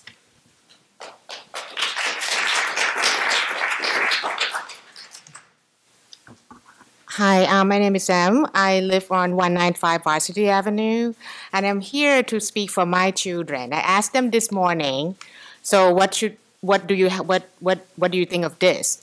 They actually have a say. My kids are teens, and we live in Penn Neck neighborhood. This is one of the loveliest neighborhoods that we found. We moved here 4 years ago. Very peaceful, nice, and very authentic feels of what this area were like 25 years ago. I was here 25 years ago, and I left the United States, and I came back. And it's like heartwarming. Everything came back, all the wildlife, everything that I didn't see 25 years ago. They're back like today. I see squirrels and everything. Back then, there weren't a lot of that. But anyway, so when I asked my children about all this rezoning, what they said is, well, why do we need more repetitiveness of more strip malls or anything like that? Because retails are failing. And how can we ensure the viability of this, whatever, gas pump, whatever, in this, new age? I mean, and then it's going to be one of those abandoned strip malls, again, on Route 1 that they actually saw. And who's going to be responsible for that when that's no longer there? I mean, it's going to be another one of those Verizon buildings over there. So they actually ask those questions ahead, because they are the one who's going to be here long after we all not going to be here. And they don't see that as a future of this neighborhood. And they ask this question. They ask me, do we actually have a say? And I say, I don't know. I'm coming here and I'm going to say it.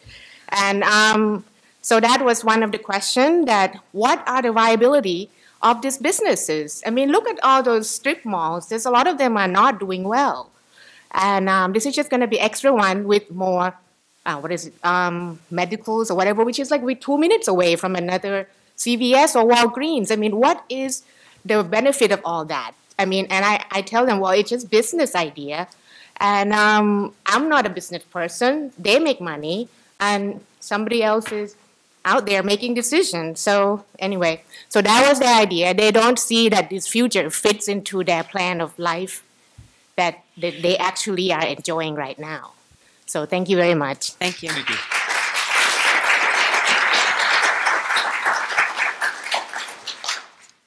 Ben Ferrer, 254 Washington Road. I just have a quick question for the council. So when and if the gas station, the current gas station is removed, will there be a local governing body overseeing the remediation of that gas station? So that's just a question for the council.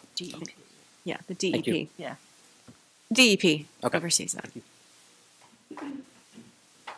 Hello, my name is Barbara Gantwork, and I live at 196 Mather Avenue. We've lived there for 45 years, and I just want to say, we just found out about this, and I have to say, it doesn't benefit our community. I assume it would benefit developers, and there may be some benefit to people on Route 1 who need gas or want to go to Wawa. But for us, and certainly for me, this would not be an enhancement to the neighborhood that we live in. It would cause more problems than enhancing it. Sidewalks would be a nice enhancement for our neighborhood. So I guess I would just ask you to think about the benefit or the problems and why, if it isn't something that would help us, why we have to have it. 16 gas pumps and a Wawa is not exactly the beautiful gateway to West Windsor. Thank you.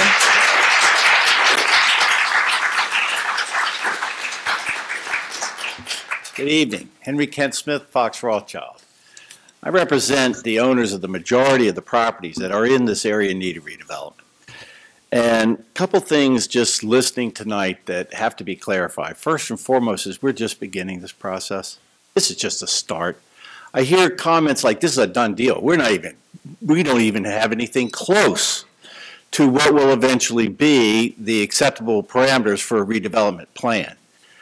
I feel for each and every one of you, because I do this for a living, I go all over the state, but I practice quite a lot here in West Windsor. And it's a tough process. It's a very difficult balancing act. You're walking a tightrope. And that tightrope is the tightrope between successful redevelopment that properly economically incentivizes the repositioning and redevelopment of properties that are in need of that redevelopment in an area that, quite frankly, is the entryway into West Windsor. It's the most visible intersection in this township. And you have to balance that, obviously, with everything we've heard tonight. And this process of determining what is that property balance, what is the proper balance between the neighbors and their concerns, and the position to redevelop the property is really a very important process, because if you get it wrong, nothing happens. If nothing happens, nothing changes. If nothing changes, what is a very valuable asset and an ability to contribute to the community gets lost. Two things that we're hearing: more berm, higher buffer, all of that. I started. Okay. I realized he forgot I started. Don't worry. No, I'm not going to be that long anyway, Go ahead, because sir. I only have Minute 2 more 40. comments. I We- started. Minute 1 minute 40. We hear the comments. We hear the comments about the buffer and the berming. We've looked in this township at the various berms that this town has approved over time. We are committed to work with an acceptable berming program that does provide buffering that is necessary. As to hours of operation, I also happen to represent quite a few convenience store operators. I represented Sunoco right down the street. It's a critical issue. It's a tough issue. Everything else that we've heard, quite frankly, is something that is very workable in the due course of time. So with that, we're committed to this process and to this township. Thank you. Mike McMaster, 16 Fairview. I didn't want to speak, but my points weren't touched earlier, so just wanted to point out that I read on NJ.com that Route 1, our stretch of Route 1 in West Windsor, is one of the most dangerous sections. And earlier this year in June, I witnessed an accident when a car from the left lane cut all the way across because they saw something at Whole Foods, causing what we would look like in a NASCAR-type accident. It was horrific. We were also neighbors, and a dog was killed this past year, the hit-and-run driver. The cutting through of the neighborhood is not going to get any better, and I understand it's cut through and it's been like that, but that is what it is. However, getting from northbound down, it does jam up from Scudder's Mill down to Alexander, and that's just, it could be preventable given the open space. The West Windsor residents, we currently have 4 gas stations. There's also a Wawa right up at the university, and no one's mentioned electric cars or anything like that. The value of this gas station is going to depreciate over time. Varsity could be a cul-de-sac, and that would help. thank you for the ordinances and trying to amend, 12, 12 to 5, it's whatever. But it's dangerous. It's dangerous stretch of road. Adding more commerce there is not going to make it any safer. That circle at Washington is a joke. And this is why people come to Jersey and they laugh at it, It's just not safe, and it's not thinking long term. Thank you.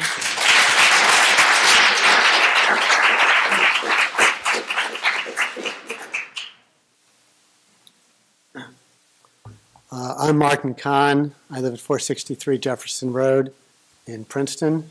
And I'm with a group that owns the majority of the tax lots in the area in need of redevelopment. We have 3 lots that front Route 1. We have 3 lots which have residences on them, which we've owned for quite a number of years. We've had residential tenants. And there is a fair amount of noise and particulate pollution that emanates from Route 1, which we've experienced through our tenants. And I just really want to say that, we didn't invent Route 1. And the ordinance that's been proposed by the Planning Board is one which we believe provides significant improvements in terms of creating a buffer between the residential community and Route 1.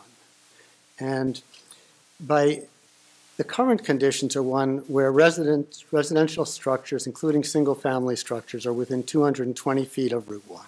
A multifamily building is within 60 feet of Route 1. The proposal that's put forward by the Planning Board not only creates an additional buffer of essentially what will be effectively 330 feet between Route 1 and the nearest residence, because there'll be 220 feet, which will be commercial, and then another 100-foot setback plus about a 15-foot.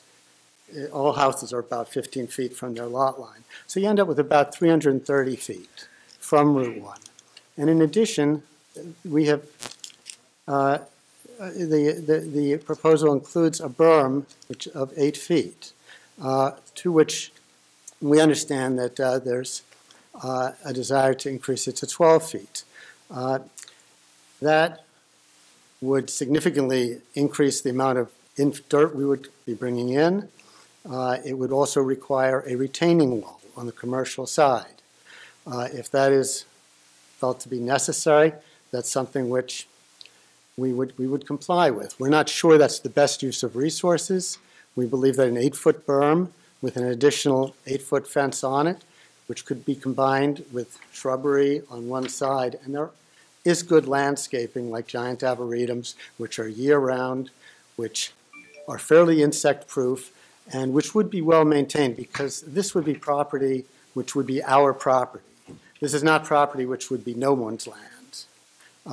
And we would expect to be held to maintaining it, and if a couple of our trees died or so forth, we would take care of it. And these are the arboretums, for example, are year-round trees.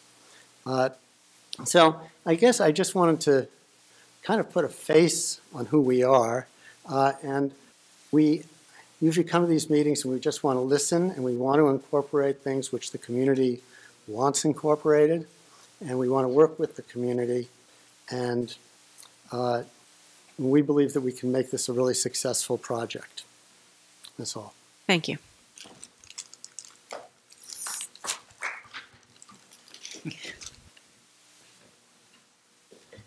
Hi, my name is Scott Campbell, and I live at 13 Wallingford Drive. And I think my biggest concern isn't so much that there's going to be potential redevelopment here. Obviously, there are some houses in poor repair. It's what's going to go there. What's going to replace it. And I think that, there are a lot of options that are laid out, and that concerns me. It concerns me that it seems to be this foregone conclusion, even though nothing's been decided, that it's going to be a Wawa or some kind of a convenience store. And while I realize it hasn't been decided, I think that's the concern of a lot of people, because that's the type of development that can bring a lot of traffic congestion, crime, noise, pollution, and my concern also with the noise is even a 12 to 5 closing, really doesn't align with noise ordinances. So you still have a situation where at 11 o'clock at night, you're going to have potential honking of horns and other noise that are going to impact the local residents there. But to me, for those that are listening, is, that there are other options, I think, that might make sense, that maybe people could get behind. Things like office-type buildings, nursing homes, things that have more business-type hours that are not going to have those same type of issues. So I hope that that's still something that is on the table, and that we look not just what's going to maximize profit, but what is going to balance the need for development, for increased revenue for the town, with the concerns for the residents, and what makes the most sense for that space with everything that's been stated in terms of traffic and what's coming, in addition to these other issues in terms of crime and congestion. It just doesn't seem like that's the right solution for this town and for this neighborhood. Thanks. Thank you.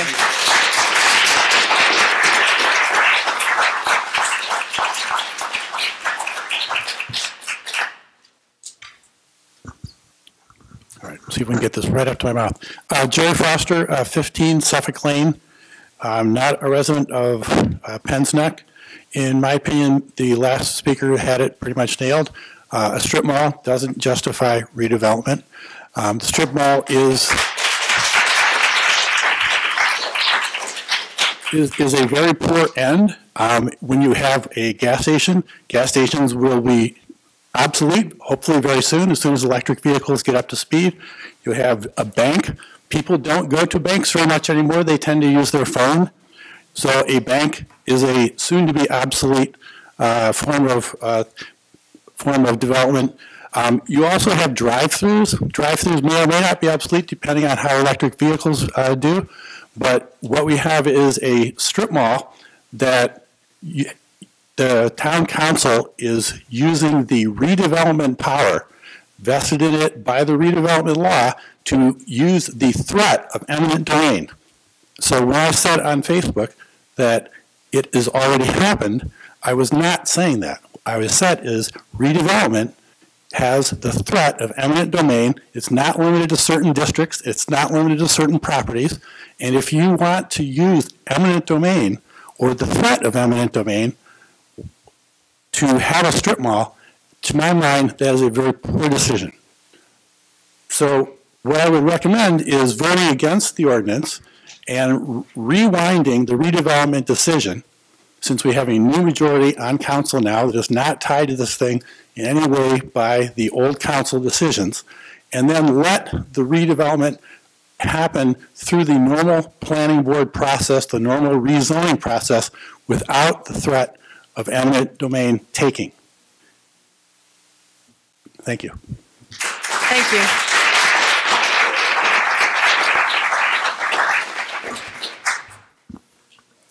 Ben Frere, 254 Washington Road. I'm actually going to speak for my kids, and I'm going to try not to break down. As Martin was actually incorrect, our upstairs window is 30 feet from our property line. That means with a 40-foot buffer, my children will be 70 feet from the start of this property, or from the activity that will be going on. My two older boys, both bedroom windows overlook this development.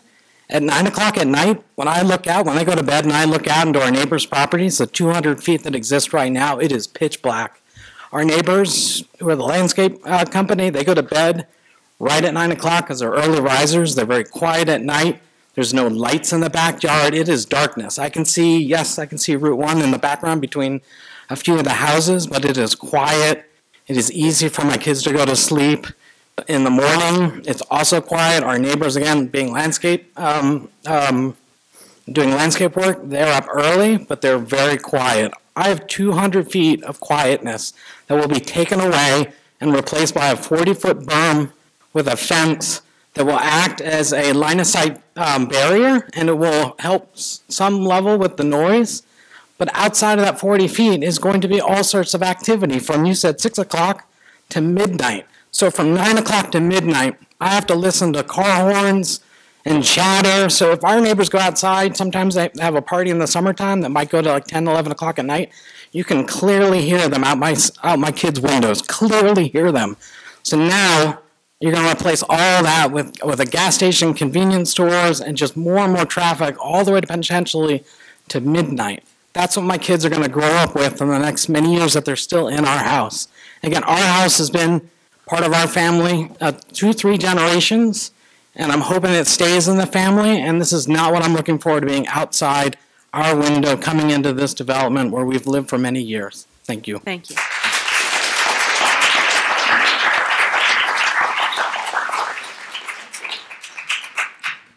Amy Woodward, 262 Varsity Avenue. Ben, you absolutely read my mind because I was just about to come up here and say the same exact thing in response to Mr. Khan's comment that an 8-foot or even a 12-foot high buffer isn't going to give us the same protection from Route 1 as a 2-story house that's next door, plus multiple trees, plus an empty lot before we even hit Route 1. And there's no commercial property there right now. And if the developer wants to incorporate what the community wants, then please hear us clearly that we don't want businesses that are bringing in more traffic. We want businesses that are conducive to residential living. 9-to-5 businesses or offices that have far less foot traffic are much more appropriate for being right next to a residential neighborhood. And again, my children are in the same boat, second floor window. We're going to be looking down, and who knows from what behind what building or the convenience store or the gas station are going to be staring up into my kids' windows and what noise we're going to hear all night long through a business that's open past 9 p.m. So please consider much more reasonable hours.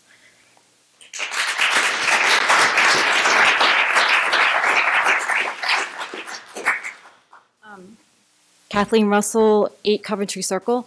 I've spoken a couple times at various meetings, but I really just have to say that it's extraordinary that we're even having this discussion to some extent because of the fact that hundreds of people do not want this, did not want this.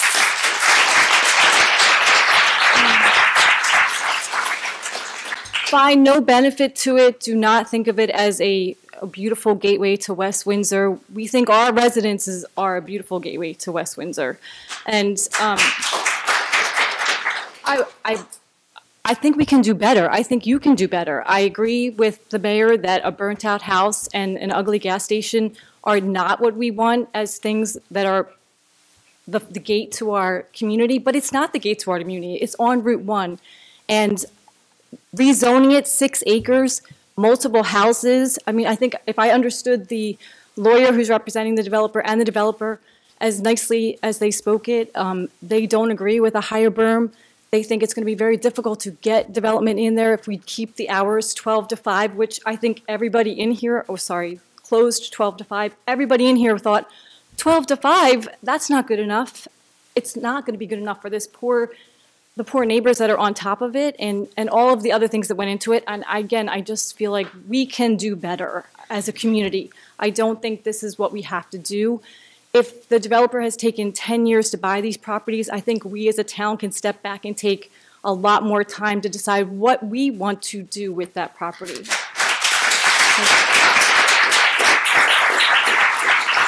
Thank you. Anybody else who hasn't spoken? Okay, seeing none, could I have a motion to close the public hearing? So moved. Second. Gawaz? Yes. Jeevers? Yes. Mandel? Yes. Stevens? Yes. Manzari? Yes. Okay, I think we should start by having, Mike, would you mind reading the proposed amendments into the record, and then we can use that as a starting place. Okay, thank you. What I'd like to do is to read the current wording that one will find if you go online and look this up. There are 2 ordinances. One is 2020-05, the second is 2020-06. They're largely identical, but there are some differences. I'm going to read the changes for both, and I'll try to do them together so we don't stay here all night.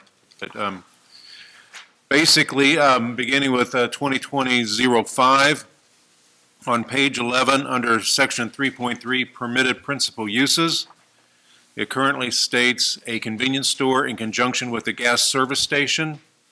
We propose amending that to add the words with hours of operation limited to 5 a.m. to midnight. So that's the current wording they were suggesting in the amendment.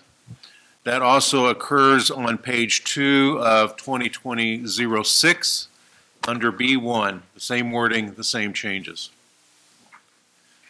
Again, on page 11, under 3.3 in the 05 ordinance, currently it says restaurants with drive-through windows, provided that restaurants are in excess of 5,000 square feet, or in the alternative, if the restaurant is less than 5,000 square feet, and provided there is no on-site kitchen.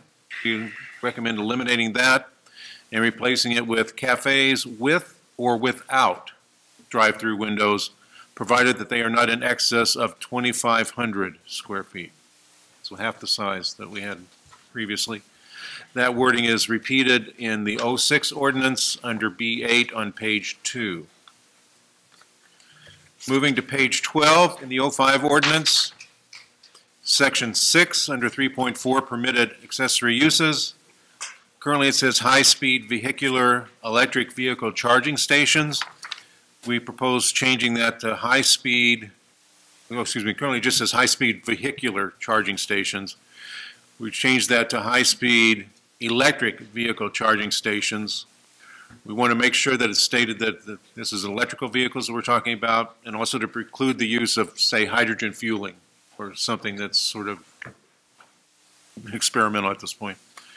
That wording is repeated on page 3 of the 06 ordinance. On page 13 in the 05 ordinance, under 3.6, intensity, bulk, and other regulations, 2D, yards abutting residential properties, the buffer shall have a berm of no less than 8 feet in height. You heard that we want to change that to 12 feet in height. That wording will be changed also on ordinance 06, page 3, under E3. Also under 3.6, intensity, bulk, and other regulations, number 7, number of fueling stations. Gasoline service stations shall not have more than 16 fueling stations, exclusive of any high-speed vehicular charging stations. We're changing that to electric, like we did before. And then we're adding this. A fueling station is defined as a location that can accommodate one vehicle fueling at a time. Standalone diesel fueling stations are prohibited. So that would prohibit the fueling up of semi-diesel rigs. That wording is also repeated in the 06 ordinance on page 4 under E8. Lastly, again under intensity, bulk, and other regulations, garbage and recycling collection, number 8, garbage and recycling collection is restricted to the hours of 6 a.m. to 8 p.m. And that wording is also in the 06 ordinance under E9 on page 4. So those are the 6 amendments that we are adding to the document. Thank you. Talk about process. Sorry, can we talk about process? Yeah. In terms of, let's talk about the process first. So last year, the area was designated in need an area of redevelopment. This process that point in the process that we're at right now is talking about approving a redevelopment plan. The next step would be to approve a redeveloper and a redevelopment agreement with that redeveloper. And then that redeveloper would come to the township after some time with a proposal.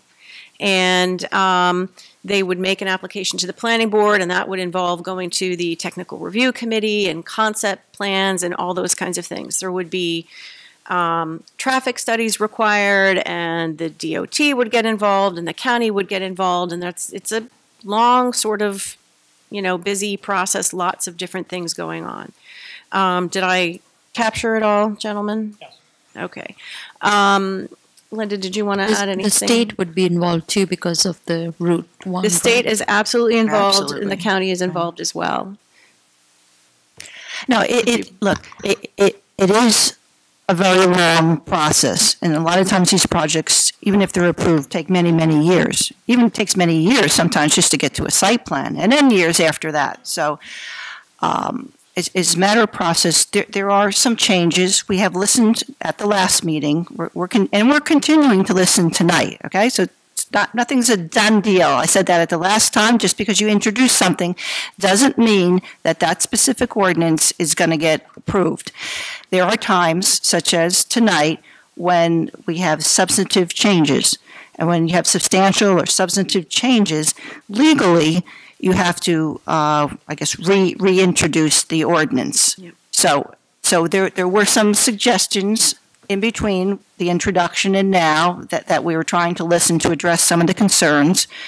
We're still listening tonight to try and get this right or get it better to address your concerns. And that's kind of what we're doing right now, right? So we will any changes we will have to reintroduce. Okay, so that's what we're going to have to do. As kind of, if you want to comment on that, so we sort of understand where we are tonight in this process. It's a public hearing on an ordinance that has already been introduced, but we're proposing changes that are substantive, and therefore that changes the process a bit. Yeah. Yeah, if I can answer the question that I think you're talking about, Councilwoman Jeever. So under the law that applies to the adoption of ordinances, if an ordinance is introduced and then is changed before it is adopted on second reading, if that change is insubstantial or minor, then the governing body may make that amendment and then adopt that ordinance at the second reading.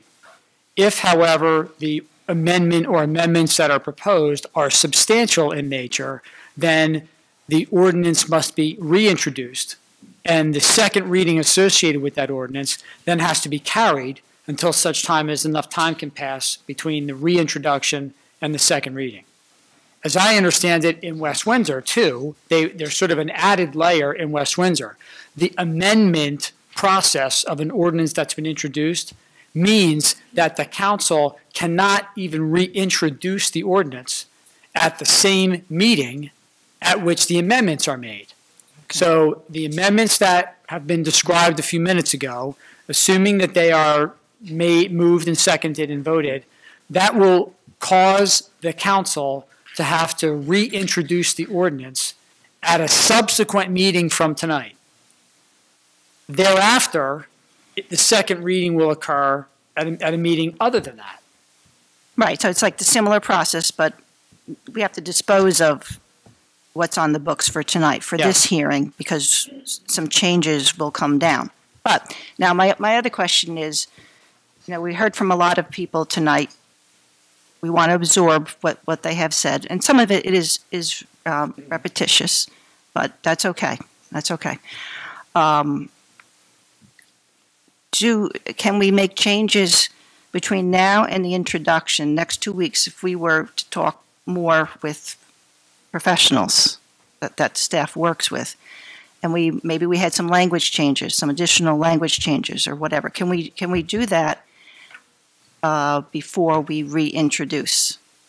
We have, what I'm saying is, do we have 2 weeks? In other words, does it have to be posted for 2 weeks before we introduce it? Does it have to be posted for 2 weeks or some period of time before the next council meeting online? Or not? Or can we could make changes right that night when we introduce it? I mean, there might be further language changes or tweaks that we want to do between tonight. You can make the changes right up to introduction. Right up to okay. Yeah. All right. Without voting on. Yes. We could make the changes, but obviously. Well, somebody would introduce those changes and we vote on them and then we introduce it as amended. The introduction, remember, the introduction is the notice. When you introduce, that is the notice in many ways. So I guess I'm confused as to why then we have to do this process all over again and we can't just reintroduce tonight. Because under the, go ahead, Jerry. Okay, under okay. our ordinances. That because the ordinance that's on the agenda is not the ordinance that you're going to introduce. So people haven't seen it. But it would be the same thing if we put it on the agenda for next time and we change, we make amendments up until the moment that we get a motion to introduce it. That's the same thing. So I'm not understanding what's going to happen. No. You can't make changes at the meeting. You can make changes before posting it online. We can make, but we just heard, no, that's not the case. So maybe. I'm waiting. Okay. Tonight's changes are substantive. So we have to you have to motion tonight if you're going to amend, and we're going to move the introduction to, I assume, the February 10th meeting. Correct. That version, or whatever version between now and the day that I post, is what goes on the website. At that meeting, the next meeting for introduction, if there are still additional changes, because we have not introduced, you can make them at that meeting. Please let me know if I'm wrong, Correct. Jerry and Correct. Mark. Okay. Right. Because we have introduced. So and what introducing will- triggers the difference in the Right, rule. and what will also happen from my office after the introduction is everybody who was notified before at the 200-foot will get everything that's the actual version that will be at the public hearing. So You will be mailed it, both regular and certified mail, which most of you probably received, the ones who are within the 200-foot listing that I've received. And Virginia, just to answer your question of why it could not be done tonight, if everybody on the council was perfectly happy that these are the appropriate amendments and that's all you wanted to do, the state statutes provide that if there are substantial amendments to an ordinance, the ordinance cannot be reintroduced at the same hearing. It has to be reintroduced at a future hearing. Okay, but we are actually voting on these amendments Tonight. presumably. Now, what if in 2 days we look at something else and find another change that a few of us, or one of us, thinks would be good? How do we put that change in there? Because without a meeting, how would we even vote on it? You would have, go ahead. Go ahead, Jerry, did you want to answer? You would have to wait till that meeting to put those changes in, but you can put those, changes up if you want to say these are things we're contemplating. But you cannot conduct a meeting to do those changes until you. Right. So we would make those changes at the next meeting, but if they were substantial, the clock starts again? Or because it hasn't been introduced. Right. Okay, Mike, just to paraphrase what Linda was asking in this, let's say they don't vote on the amendments at all. We just withdraw the ordinance and put a new ordinance on the books. You could redraw at it. the next meeting, right? You treat Then it they as can, ordinance and change it right up to the meeting. they can make the changes right up to the point where she is going to post it. So whether you vote on Is that a it, lot cleaner? yeah, that's cleaner. I mean, you can either vote on it now, or you can just withdraw the ordinance and put a new ordinance on the books at the next meeting for introduction. Well, don't we have to discuss them and vote on them tonight so we know where we are if we want to put them in? No, it's just as if you put an ordinance on the books at the last meeting, right? At the last meeting, you had the ordinance on the agenda. That way, you put a new ordinance on the agenda at the next meeting, starting from scratch. Well, one thing, it slows the process a little bit, but one thing you could consider is discussing these changes, maybe more in depth, and any other ideas that any council person has in 2 weeks at the next one. And you have more of a finalized list, and then after that, introduce. Right. Gives So- us a little more time, a little So if- buffer to talk. If you want to make any changes beyond the one that Mike read, then you can discuss and agree on these changes, but then you can just introduce it as a completely new ordinance at the next meeting as a first reading. Is that what you guys recommend? That's what I would recommend. That's the cleanest approach. Thank you. Okay. All right. So would we still want to discuss these? Yes. Since we do have We're people here. here, so we might as We're well here. discuss Might it. as well do it. Yeah. Yeah. I just want to go through, I took a lot of notes and just want to address a couple of things that were mentioned. As we were just talking about, one resident said that, this is done. It was all decided last year. That was just the step where we created that area as a redevelopment area. That's just one part, one step as we said in the process. So that's the only thing that's been decided. There was concern about the properties that were in between the commercial and the homes where, people are going to continue to live, that buffer area. The reason that was made part of the redevelopment area was so that we could ensure that there's a proper buffer there. So it was to protect the residents, not the opposite. There will be a traffic study. Again, you can't do a traffic study now because we don't know what businesses are interested in going there. There's a long list of permitted uses, and depending on who the redeveloper, negotiates with to put a business there, you don't know what the hours of operation of the traffic are going to, what their peak traffic times are, or, you don't really know anything about it. You don't know about the flow, whatever. So all that has to come as part of site plan review. That's not kicking the can down the road. That's just, you can't do it now without having those pieces of information. Talking about the solid fence on top of the berm versus a living fence, that isn't in this plan, because that's, again, something that can be handled by the planning board at the site plan review. And again, people come in, the residents come in and say, well, I'd rather have a fence than trees. Then, the planning board they can make that decision as to what they want to put there and what that looks like. Let's see, talked about traffic study. It's not really spot zoning, it's Route 1. What do you see on Route 1? You see businesses. You don't really see homes on Route 1. And if you do, in general, they don't usually look too good, and they're sort of on their way out. I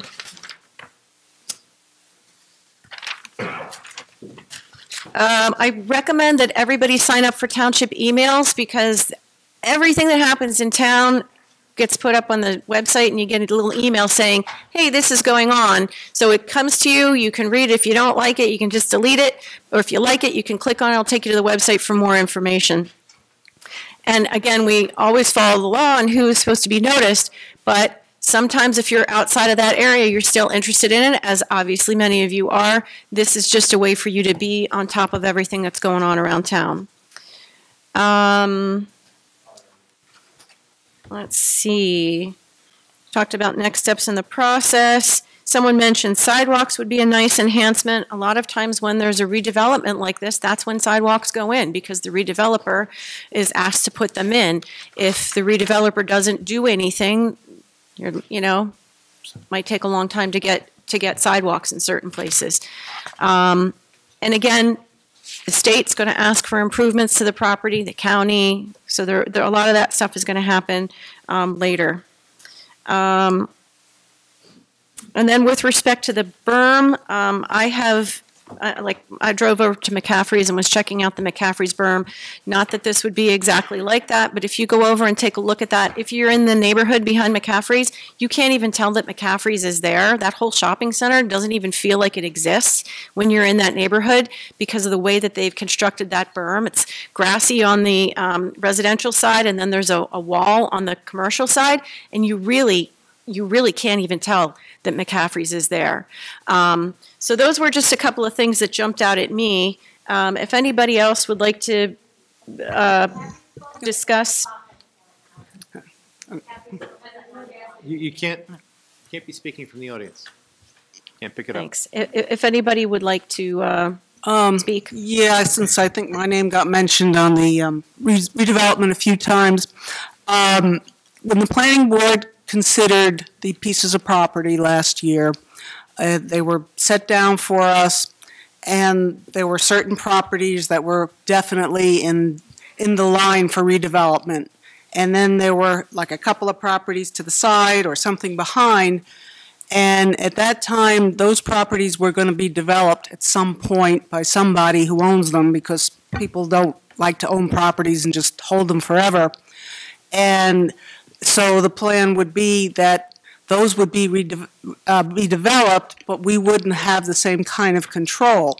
If we considered the property in front and the property in back, and this term it was 5 and 5, and considered them as a whole, then we had a lot more control over what kind of development would happen. So if the property behind got developed all on its own, so to speak, well, instead of that 40 feet, it would be whatever the law might say was that we would have to force the developer, where in this case, by putting them all together, we had these options of changing it, of considering it a whole, and putting the best, largest berm. Everybody on that board, I know I did, everybody there who voted for that, that was the reason they did it. There was no other real reason other than to consider it as a whole and to try to provide the best protection and the best buffering to the community. And I don't know what other conversations there might be accusing people. There was nobody on that board gets anything for doing it another way. That was our consideration when we decided to include all those pieces of property in order to do that. And I just want to make one other thing. I want to compliment Virginia. Virginia has been working like continuously on this. I think we've probably talked at least 10 times, and they weren't short conversations.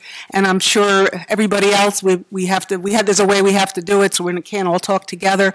I don't even want to think how many hours she spent talking not only to us, but talking to the planners, talking to other people involved in this. The mayor, I know the mayor would love to have this through quickly, but he's letting the process unfold so that everybody has their say and is being able to protect the community as much as we can. And I think from what Mike read, you can see that a lot of changes that people said this is a done deal. We don't want a lot of the things that we all listened and took notes when people came a few weeks ago are in here now. The hours, the larger berm, the fact that we're saying we're not putting 18-wheelers, which was a big fear of mine, I know way back on the planning board, into this development. I think a lot of the big issues that you had brought before, other than maybe you don't want the whole thing, but a lot of the issues that could be solved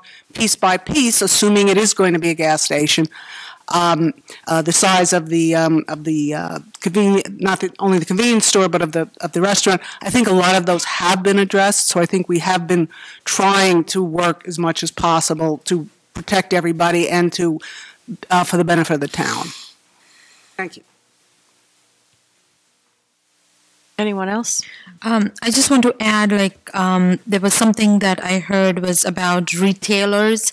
I don't think we are talking about retail stores. We are talking about, in gas station, we also are adding the electric charging stations because we know we are moving in that direction. So that's something that was not there before. And as far as the brick and mortar stores that are going out of business and they're being obsolete, we are not proposing retail stores, right? We are talking about service stores, pharmacy and gas station and coffee shop possibly. So I just wanted to say that because I did hear the word retail and wanted to clarify that. Thank you. Linda, did you have additional comments? No, I still think that with some of these issues, we should, sort of ponder on them, absorb everything that we heard tonight, and in the coming weeks, see if we can, see if we can work a little bit harder on some of these issues.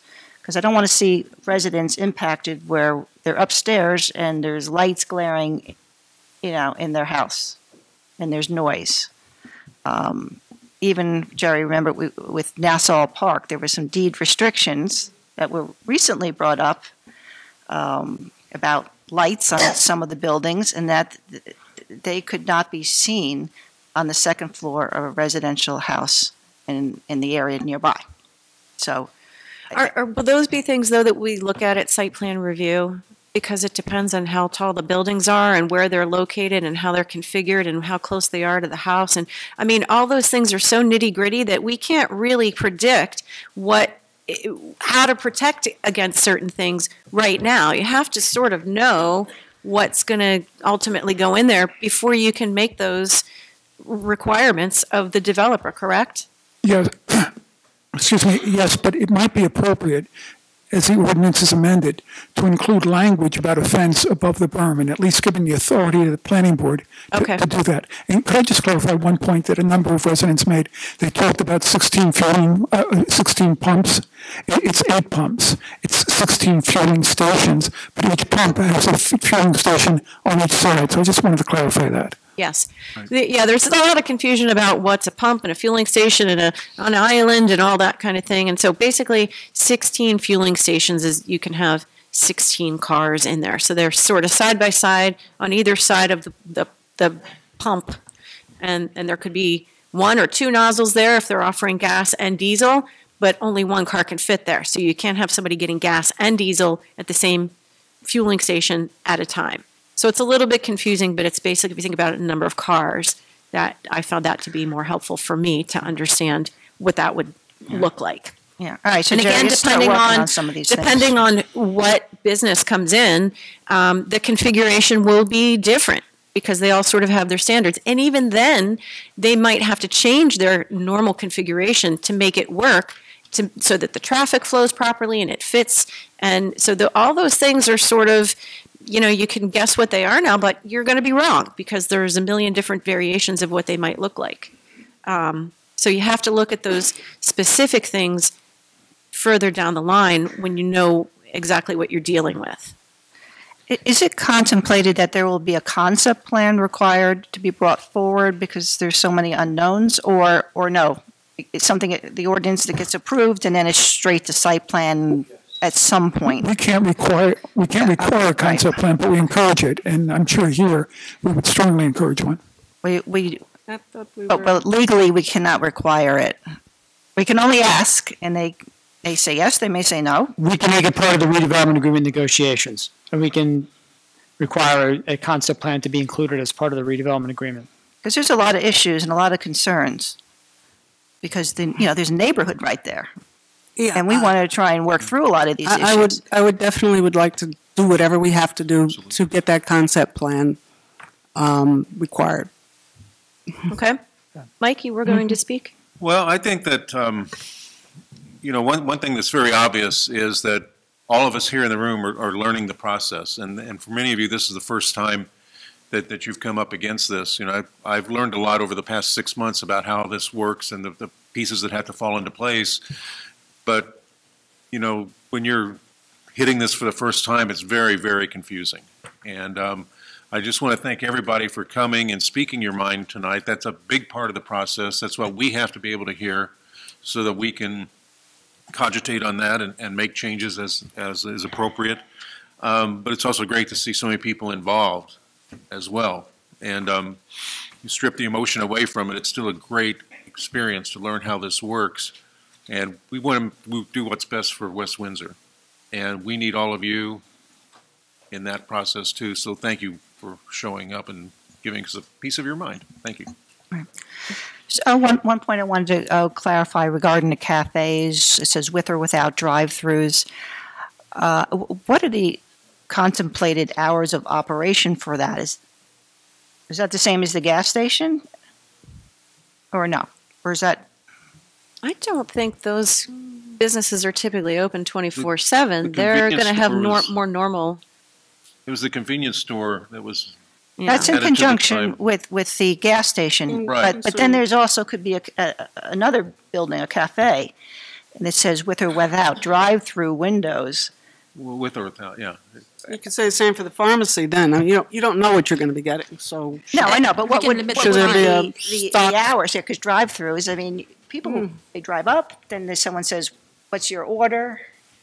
And people are talking, you get that noise. Right. The billboard but again, is lit there's up, going to you be get all a this kind of giant stuff. berm in between that. I don't think you're going to hear somebody talking in a normal voice between a giant grassy berm on the one side and a wall on the other, if that's what they end up going with. You're not going to hear somebody asking, I'd like a large coffee.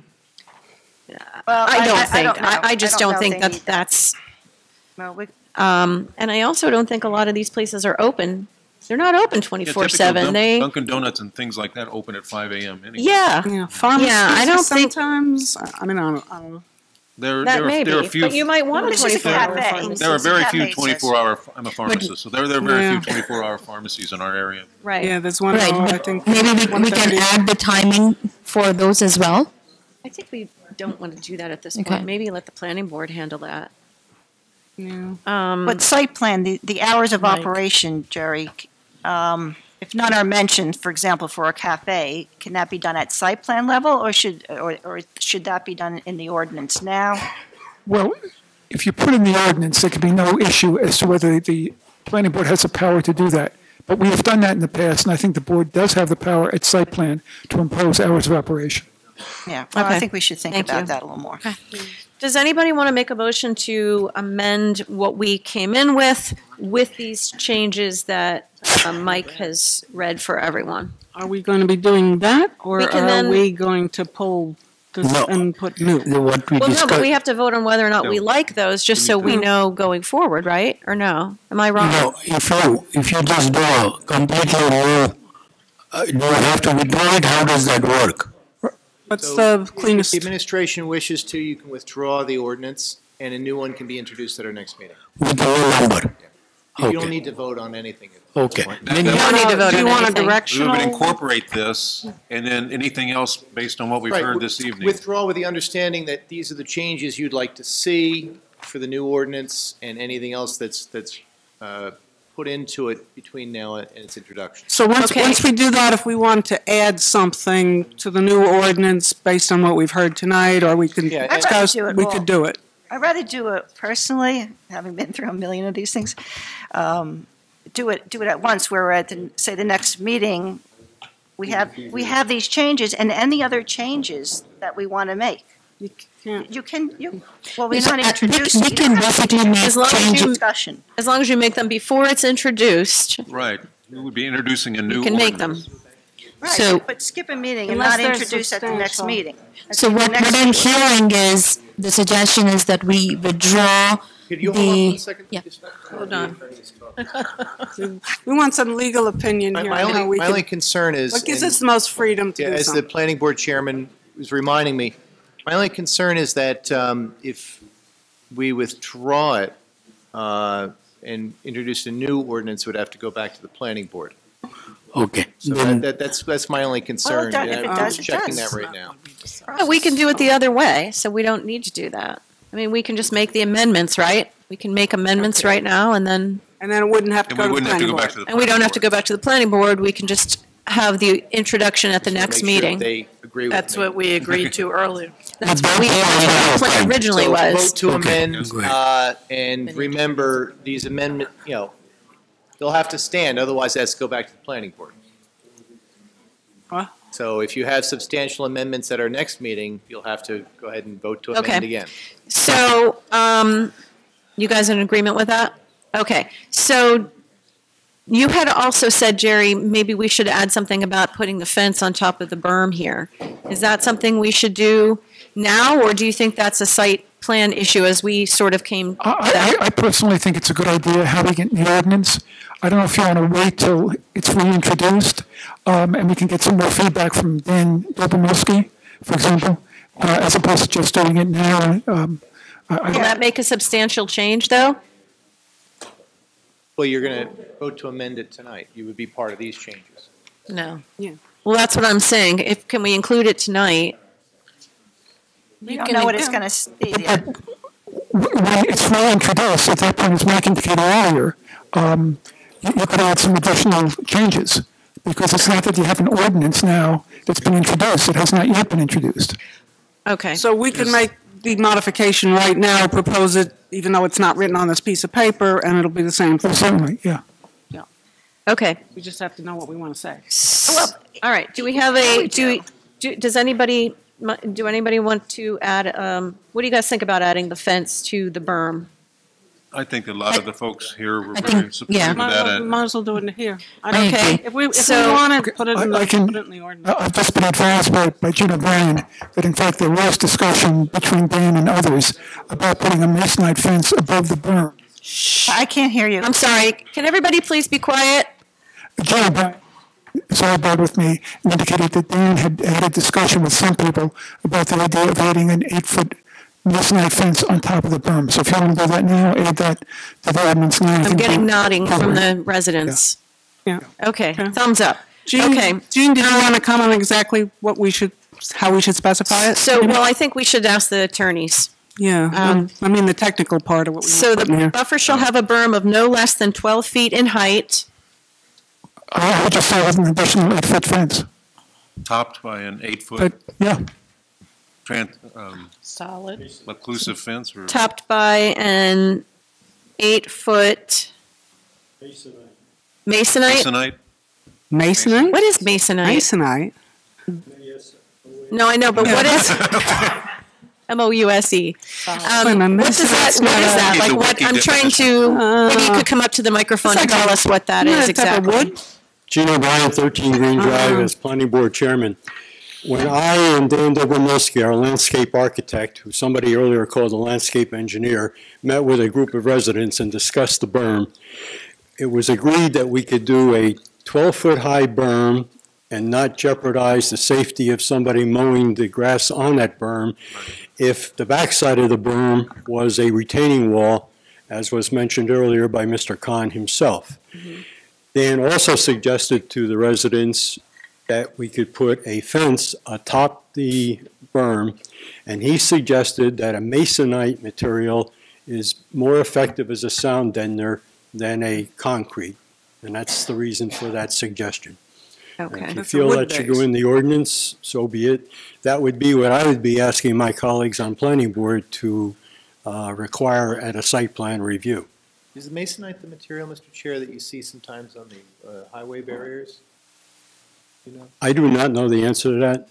Do you know what? But Dan, as the professional in this field, recommended that. If you want to say, instead of specifying the material, maybe there's a less expensive material by the time construction happens, if you want to say a highly effective sound deadening material, something to that effect. Okay. I'd like to do that. I like to give the planning board, because masonite. Okay, so topped by an 8-foot fence constructed of highly effective sound deadening material. Yeah, that would be better. Okay. So the buffer shall have a berm of no less than 12 feet in height, topped with an 8-foot fence constructed of highly effective sound deadening material. Good. Okay. Yeah, I'm looking at masonite, Home Depot, and places like that. and It's a wood-based material. It's a hardboard kind of engineered wood. Like the doors, But it like a also, masonite. it's not hollow, it's solid. That's why it's a better. Yeah, sound. but I don't know. Okay. I only know masonite from doors in the house. Yeah, so that kind of. It won't. It's a water. All right, well, I think that the language here is good. So does anybody want to make a motion to make these amendments? I make a motion that we incorporate these amendments with the changes as discussed. And a second? Second. Gawas? Yes. Jeevers? Yes. Mandel? Yes. Stevens? Yes. And Zeri? Yes. Okay. And we Any, need to, any other suggestions for we need to put for additional? 6 too, right? We're good, right? Well, Okay. Any other amendments? Oh, any other amendments? It's just that the residents will not be having light going into their rooms if they're on the second story? See, I feel like that's a standard thing that the planning board and the zoning board always do. Lighting is always a huge thing that's considered with respect to the people who are close by. And I mean, I think that's going to be discussed heavily at the planning board. Yeah, light and sound. Usually in the Jerry, is there anything legally that you think should be added in for that? I don't think so. I think that really is a site plan issue.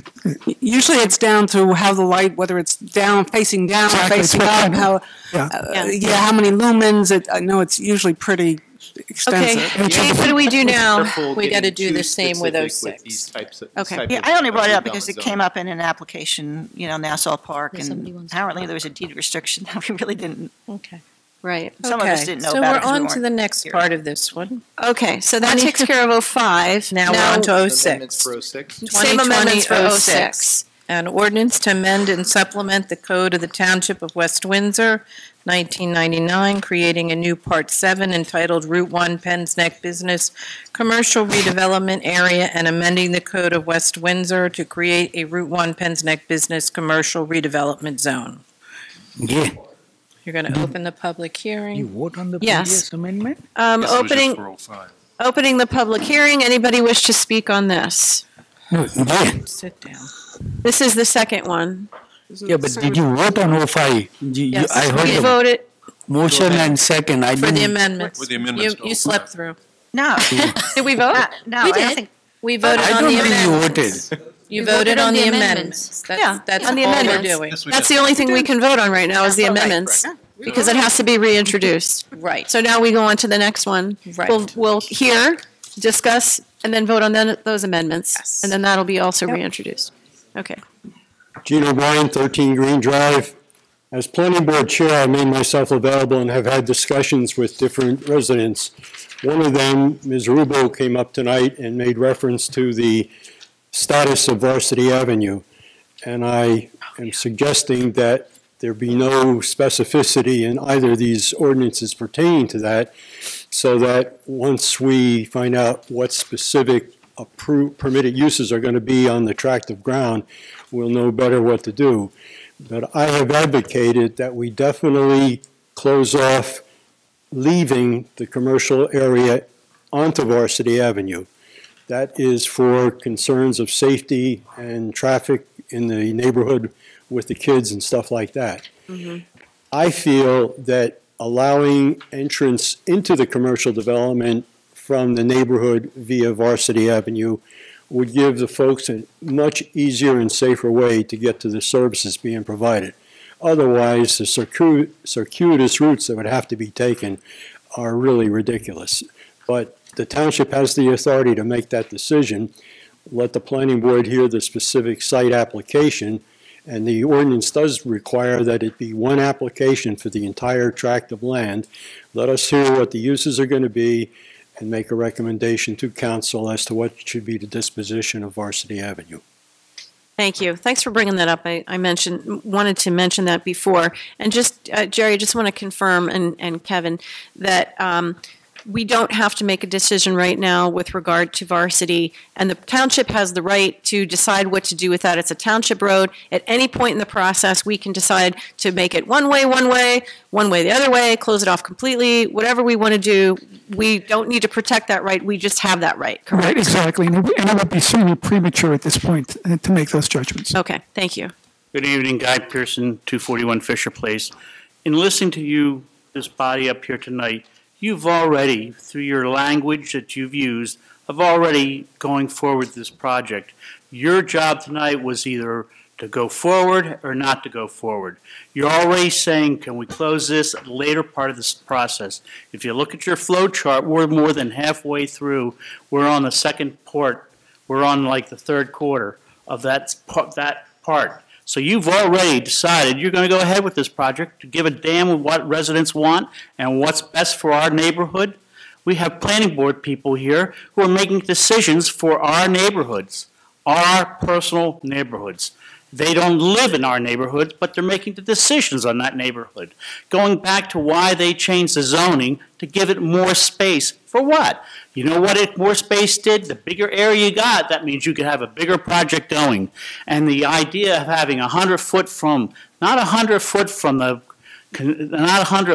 project, it's 100 foot from the dwelling, so you have a 50-foot parking lot, and then you're only 25 feet from the residents next door, from garbage bins and stuff like that. But point is, and listen to your language, you've already made your decisions. Well, if we do this, we do that, we put the berm on top. That's the planning board. That's not your issue to decide that.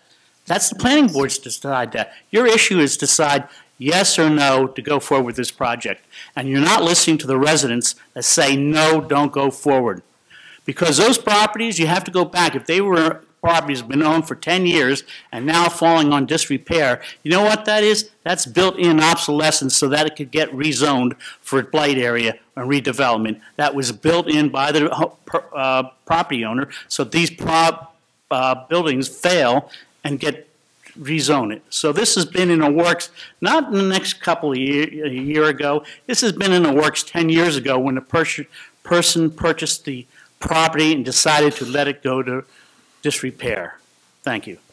Thank you.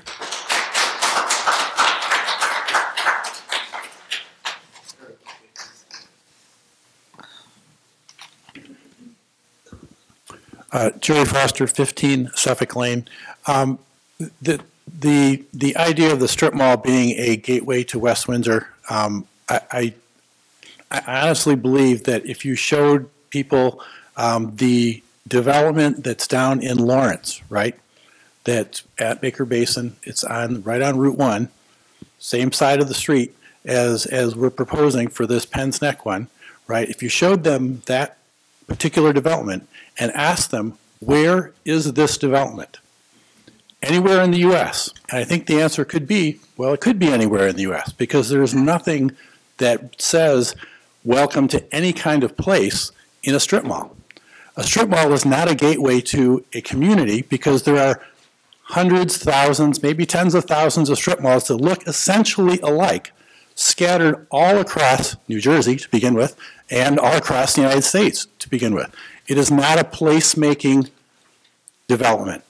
If you want a development that says, welcome to West Windsor, that says something like, this is unique to West Windsor, this is something you won't find anywhere else, this is not the development. Thank you. Thank you.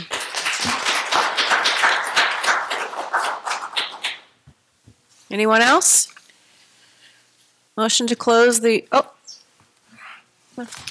Isabella Palovich, 198 Mather Avenue. I remember when I asked my question, you mentioned you're going to address, is Mather Avenue going to remain a cul-de-sac? Oh, I'm sorry. I don't, Yes, there's Mather no Avenue plans to will change remain that at closed. all. I'm sorry, I missed Okay. that. Okay, thank you. Yeah, thank you for reminding me. Okay? Oh, yes. Hi, my name is Lou Gantwork. I live at 196 Mather Avenue. I guess my question, I don't know if it can be answered, is whether or not you can table this discussion. You've heard so much distress amongst the people who are here, and there's still, as I understood vaguely the last discussion, that you can still change things until you can't change things. So you can change things before the next meeting, however you do that. And so I'm wondering why, given all this, you can't table this discussion and come back to us with a more thoughtful deliberation about the distress that people in this room are feeling. So that would, I guess, to me, tabling the motion would at least say to us that you've heard us, that you're going back to, I don't know what stage of the drawing board you'd be going back to, but at least some stage which doesn't feel like we're on the precipice of, and all we're talking about now is, how high the wall is going to be, not whether there's going to be a wall or not. And that feels like it doesn't, it's disconnected from the pain and distress and worry that people have expressed. Discussion is essentially tabled. Nobody is voting today. It's tabled till the next meeting. This discussion we're having now is, we're not going to vote on this. Right. They use the word table, but it's essentially tabled because the I just missed that because I was getting tired. Right. It's just really confusing. It's really use the confusing. word table, but essentially it's tabled till the next Thank you very meeting. much. We all are learning together. Just quick. Name and address, My please. name is M. I live on 195 Varsity Avenue. Well, I'm an economist by training. So what I see is basically the residents view this as a pollution to their environment. And basically, if we look at things, somebody has to pay for the pollution. I would propose that we should try to quantify this negative effect of how the residents view this as a negative thing to their life around the neighborhood. And then who's going to pay for this thing? Just like when people smoke, who's going to pay for how do you get rid of the smoke? Somebody has to pay, either the the tobacco company or the other people that's just inhaling them. So in this case, there's two sides of the issue. Who's going to pay for this negative pollution that the residents are being viewed? It needs to be studied and quantified and then proposed and then totally discussed. You cannot just hearsay and then say, well, they're negatively affected, but then no one's quantifying it to the degree that the developer needs to hear. It is a pollution as far as we are concerned. So, and we live here, and it needs to be quantified and studied. That's my idea. Thank you.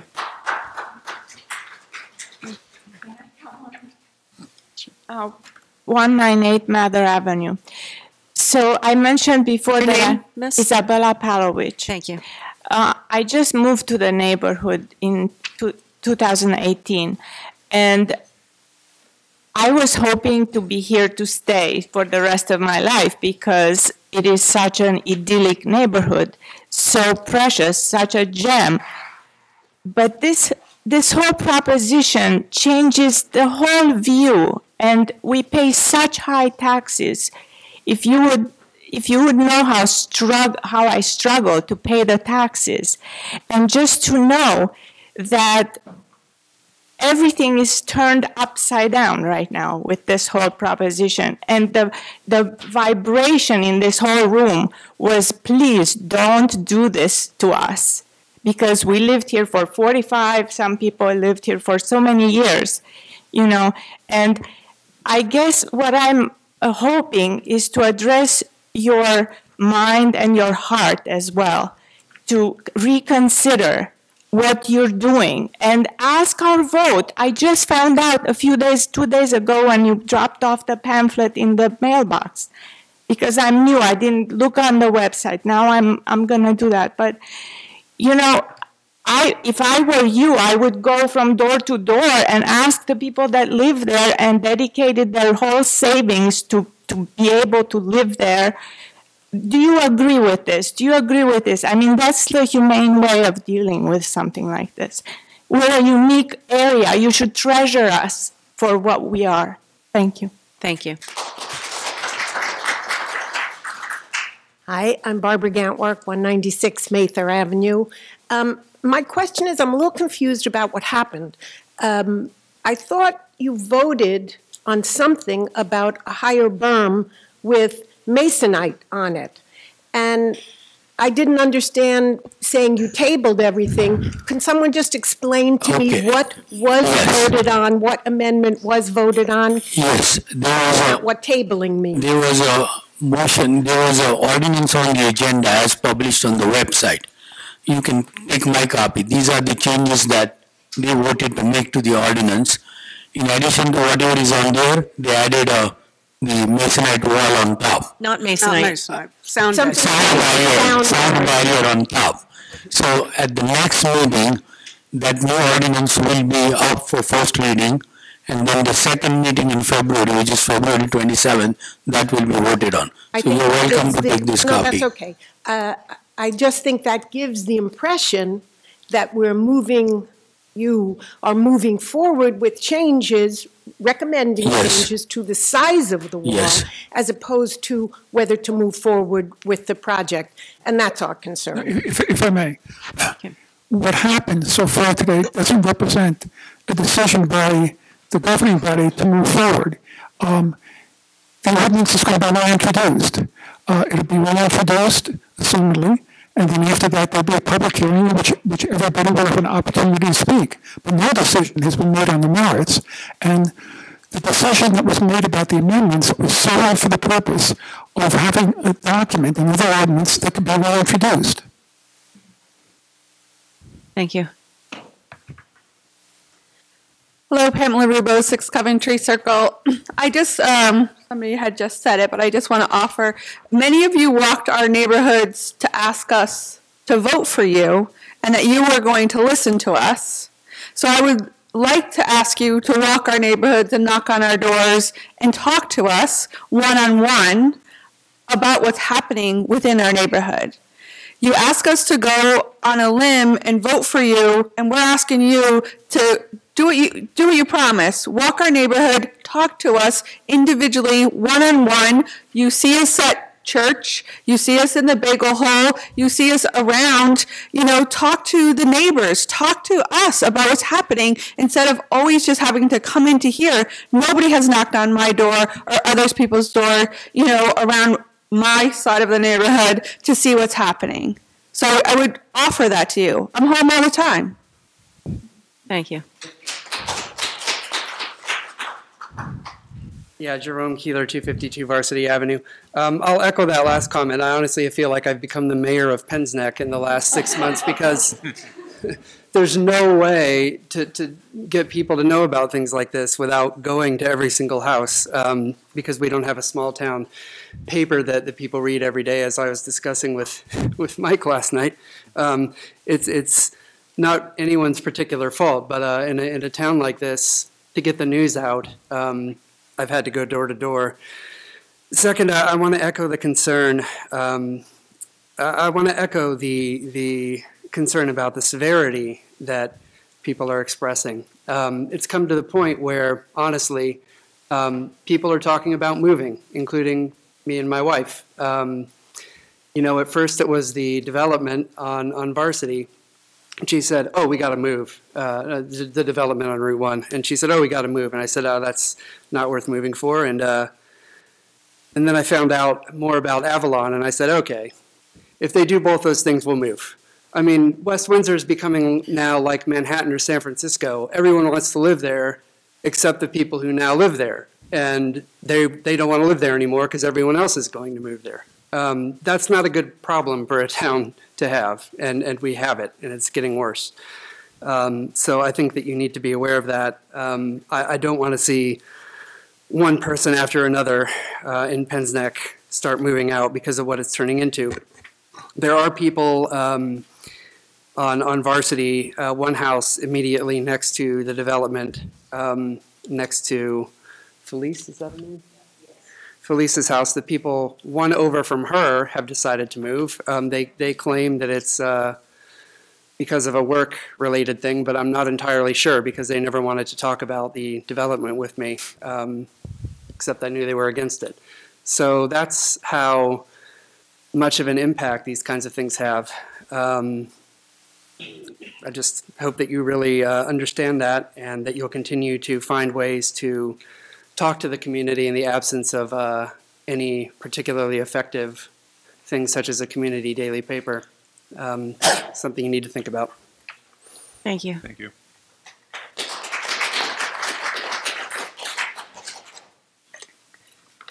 Anyone else? Seeing none, could I have a motion to close the public hearing? So moved. Second. Galwas? Yes. Jeevers? Yes. Mandel? Yes. Stevens? Yes. Manzari? Yes. Mayor? Yeah. I'm really sorry that some of you didn't hear about this till a few days ago. I mean, as he said, it's very difficult to reach all of them. Nobody was trying to slide it under. We have been very open. The process started last April.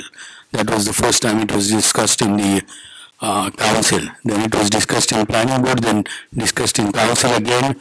The chairman of the planning board has offered to meet anybody who was interested. The lady came and said, whether you knocked, I offered last week to meet with.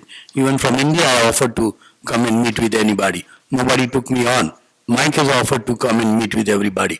I mean, any means we have on social media, we have put out feelers. We are willing to come and talk to you. It's not that we are trying to hide or we are not. We understand your concerns. We are trying to address your concerns as best as we can. But people always talk about why this development. For 2 years, this town fought against affordable housing. Paid a lot of money to this gentleman. He smiles, but paid a lot of money. We paid $500,000. We are required to build 1,500 homes in West Windsor. Nobody came and nobody showed up like this, knocking on the legislature's doors, telling them this is nonsense. Right? Now everybody is complaining that the trees by the mall are taken down. The trees are taken down because 400 apartments are going up. 400 apartments are going up because I'm forced to build 1,500 homes. I don't know any magic to build 1,500 homes and not generate any traffic. I really don't know any magic. If anybody knows the magic, let me know. He just says that make it, I mean, his philosophy is very different than mine. His philosophy is make it so miserable to drive that nobody will drive. I can't do that. And again, people keep saying this is not, whatever development is not the gateway to West Windsor. Then show me what is a gateway to West Windsor. Certainly what is there now is definitely not a gateway to West Windsor. That gas station is going to keep deteriorating. The house is going to keep deteriorating. Whether you like it or not, the people who own the property have the right to develop it. And people keep talking about taxes. We need the tax revenue from commercial to offset to somehow to the 1,500 homes or 2,000 homes that we are building. It's not just a your neighborhood. Just next to Virginia, 200 apartments are coming within less than 600 feet of our house. It's going everywhere. There is going to be apartments down on Route 1 by Lowe's, by the Canal Point Boulevard. That's because we are forced to build 1,500 homes. We're trying to just minimize the impact as much as we can. And that's why we are open to taking input. We're not trying to say this is done, and people put out all sorts of false information that this is done, this is doing this, that, and so on. We're trying to have a discussion, we're trying to minimize the impact because we care. If you ask me, yes, it is going to happen because what is there is not tenable. So as long as I find and I put out feelers, if anybody has any better ideas he wants to do, come talk to me. The developer hasn't been chosen yet. He may own the property, but it's not chosen yet. Anybody who wants to do it can do it. But if you ask me, yes, something is going to happen there because that is not, 10 years down the line, I see that gas station has no incentive to keep that gas station upkeep. And it's going to keep looking ugly and ugly. And I've seen that other structure by Elsford for 25 years. I came in 94 year. It's been like that since then. The gas station has been like that since then. Diagonally across, the gas station is dumped like that. On one hand, people complain West Windsor doesn't look very nice. On the other hand, when we try to do something, they say, don't do it. You can't have it both ways. I mean, you have to choose, you have to make the best out of a bad situation. I'm not saying this is ideal for you, but something needs to be done. And we are listening, we are trying to make it as best as we can. So work with us, we'll work with you and try to do that works for you, that works for West Windsor. It is unfortunate that the development is coming. But that is, that has forced my hand. I mean, if I would be glad if all 4 houses built in West Windsor, I'd be very happy. That's not my choice. That has been thrust down my throat. So now the question is how best to minimize the impact. And that's what the whole attempt is here.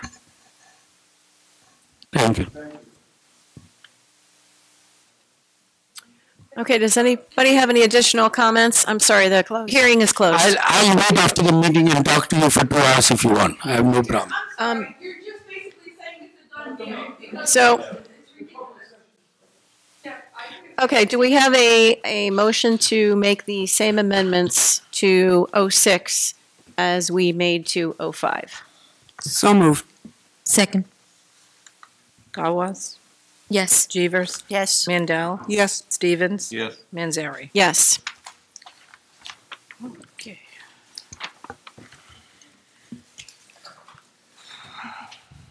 Do you want a 5-minute break? Yes, let's take a 5-minute break. Thank you. Thank you. Oh, my Lord. I need the ladies.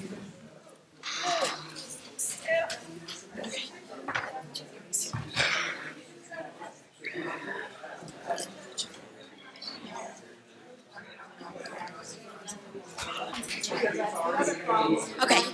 All right. All right. Everybody can take a seat, please. Now we need lightning speed to get through the rest of this, baby. I'll see what I can do without Buckle up. coughing.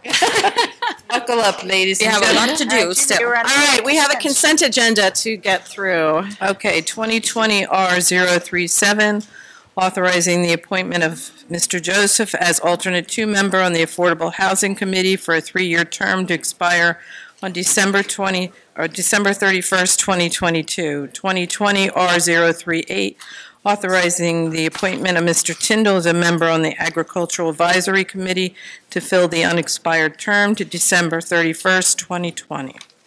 2020 R039, authorizing the mayor and clerk to execute an easement modification agreement to permit the construction of a fence over a drainage easement for 10 Landing Lane.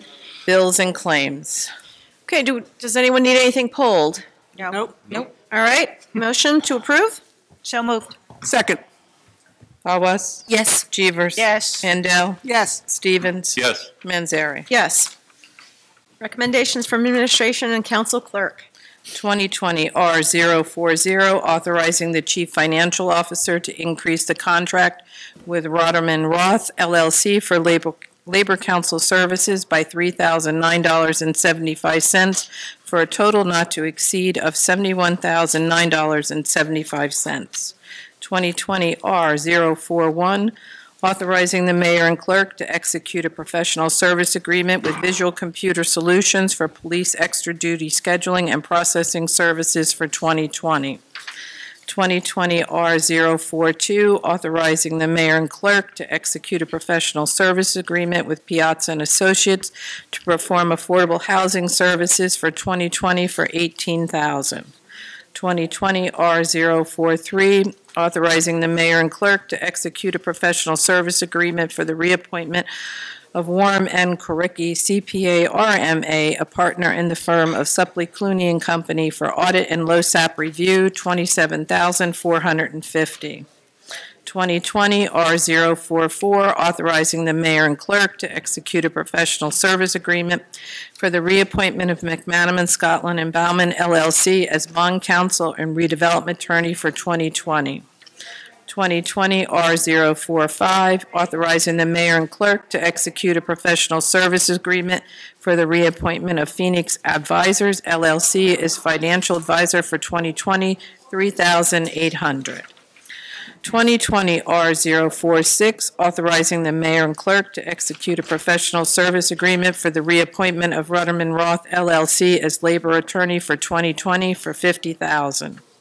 2020 R047, authorizing the mayor and clerk to execute a professional service agreement for the reappointment of Harry Hallschletter, Esquire, as special tax counsel for tax appeal defense for 2020, $40,000. 2020 R048, authorizing the mayor and clerk to execute a professional service agreement with Aurora and Associates PC for miscellaneous engineering services for 2020 for $3,000. 2020 R049, authorizing the mayor and clerk to execute a land development performance guarantee agreement with Amerisco Inc., PB 1910, Carnegie Center, Building 510, Solar. 2020 R050, authorizing the mayor and clerk to execute a land development performance guarantee agreement for PB 1912, Carnegie Center, Building 701, Solar. 2020 R05, authorizing the mayor and clerk to execute a land development performance guarantee agreement with Amerisco Inc., PB 1911, Carnegie Center Building 302, Solar. 2020 R052, authorizing the mayor and clerk to execute a land development performance guarantee agreement with Amerisco Inc., PB 19-09, Carnegie Center Building 101, Solar. 2020 R053, authorizing the mayor and clerk to execute a contract with Kane Communications, LLC, for ADA sidewalk ramp improvements and crosswalk improvements at Wallace Road, $53,603. Does anyone want anything pulled? Nope. Nope. Okay, motion to approve? So moved. So moved. Second. Awas? Yes. Jeevers? Yes. Mandel? Yes. Stevens? Yes. Manzari? Yes. Introduction of ordinances. 2020-07, capital improvement ordinance providing for the capital improvements and other related expenses in and for the Township of West Windsor, County of Mercer, State of New Jersey, appropriating the amount of $50,000. Okay. Motion to introduce. So moved. Second. Awas? Yes. Jeevers? Yes. Mandel? Yes. Stevens? Yes. Manzari? Yep. Public hearing, February 10th, 2020. Additional public comment? Crickets? Seeing none? Council reports? Close. Close. No, only for hearing. Okay. Council reports? Yeah. Linda, go The ahead. planning board to review the RP1 ordinances, and we have gotten that memo from Jerry Mueller and discussed it. And we passed those ordinances, the changes to the ordinances tonight. Planning board also met during the last two Wednesdays, January 15th and 22nd, to also have the hearing on the Princeton University's proposed general development plan for its Lake campus, which is located in West Windsor. The hearing will continue at the board's January 29th meeting, so that's this Wednesday, and hopefully we'll finish up. So, Thank you. Andrea? The Environmental Commission hasn't met since the last meeting. Mike? Had an opportunity to meet with the council president and members from the Mercer County Park Association concerning Dam Site 21. Met with both the landscape architect and with the actual park commissioner on the issue. And just want to say that on Wednesday evening at 5:30 p.m. at the Mercer Oaks Golf Club, they're going to present the development plan to the public. So that's open to the public, obviously. Thank you. Sonia? Parking Authority, they've started their year-end process with the annual audit. They don't foresee any major paving projects this year, so that is good for them. They recently completed the major overhaul of the terminal regarding the air conditioning and heating, so that's a good thing for all the commuters. And the one thing that they wanted me to bring it to the council is the NJ Transit is actually looking for more income this year from their lots. So that's something that they're trying to figure out what that means. Okay. From the Board of Education, they haven't met since our last meeting. Their meeting is tomorrow. So hopefully I'll have any updates from them at our next meeting. Thank you. Yes, and when Mike and I met with the county regarding Dam Site 21, it was a productive meeting, and they totally understood our position with regard to police and fire and emergency services, and were willing to include us in, our professionals in the process regarding any planning going forward. And, so I feel comfortable that our guys will, get what they need in terms of EMS types of things. They also agreed to sort of revisit the farming issue, the farmland issue, so I haven't heard anything on that. And of course, they also opened up a line of communication, which I think is a positive moving forward. And I think not just for Dam Site 21, but just for the township with the county, I think that's very positive, especially given that, we've got Mercer County Park proper that we interact with on a regular basis. So I think it was a good meeting overall. So that's it. Administration updates? I have a couple of announcements that I deferred from earlier this evening to now. The Department of Public Works will continue to remove Christmas trees that are at the curb. However, today, Monday, was the last day to put Christmas trees at the curb, and I would imagine most people have already put their trees out curbside. You can use it next year. And as far as yard waste collection season, yard waste collection has been suspended for the months of January and February. So as a reminder, please do not put anything out at the curb or in the street. Otherwise, you can probably expect a visit from our land use officer asking you to bring the material back in onto your property. And that's primarily for snow plowing reasons and pedestrian and cyclist safety as well, and line of sight for people who are driving through intersections. And storm sewers too, which are... Yes, and storm sewers. The other announcement I have is on the website is the second annual Lewis Bay Future Municipal Leaders statewide scholarship competition. It's open to all high school juniors and seniors in West Windsor Township. It is a statewide competition. The mayor's office has issued a press release. It's up on our website, and the school system has been notified of this opportunity. And the theme is what my municipal government does best. And lastly, West Windsor Senior Center is again offering free income tax assistance from February 4th through April 14th from 9 a.m. to 1 p.m. And it's asked that residents please arrange for an appointment by calling the Senior Center at 609-799-9068. I want to also reiterate a comment that Council President Manzari said. It's really important for our residents, more so than ever, to register on our website for those email blasts, as well as for Nixle alerts. But as was pointed out by one of the residents, the local papers, even the regional paper, does not do the town justice in covering local issues.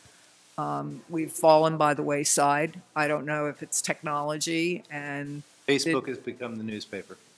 What's that? Facebook is now the newspaper. Yeah, and that's not necessarily the way I like to get my news. Some people may prefer to get their news that way, but if you really want to find out what's going on about issues in local government, in town, the best way to keep informed is by subscribing to, online for those email blasts. So that's all I have. Any way you could put Thank those you. blasts up on Facebook as well? No, I don't do Facebook. No, Township does have Facebook. I don't either. All right, I know we have a Facebook. I'm just saying. Can we Well, somebody could make a post on Peep saying, sign up for I already emails, did. for township emails. I've done, I just did that. Okay. So. Yeah, but Township does have a Facebook page. Yeah, but I don't think many people look at We it. do not have the staff to monitor what we It's have really right not- now. Just like a few announcements. Yeah. It's not like what's, Mayor? what the agenda is. That's it, I used up all my words. Oh, all right. I don't think there's a need for a closed session, right? No, ma'am. All right, we're adjourned. All right. Thank you, everybody.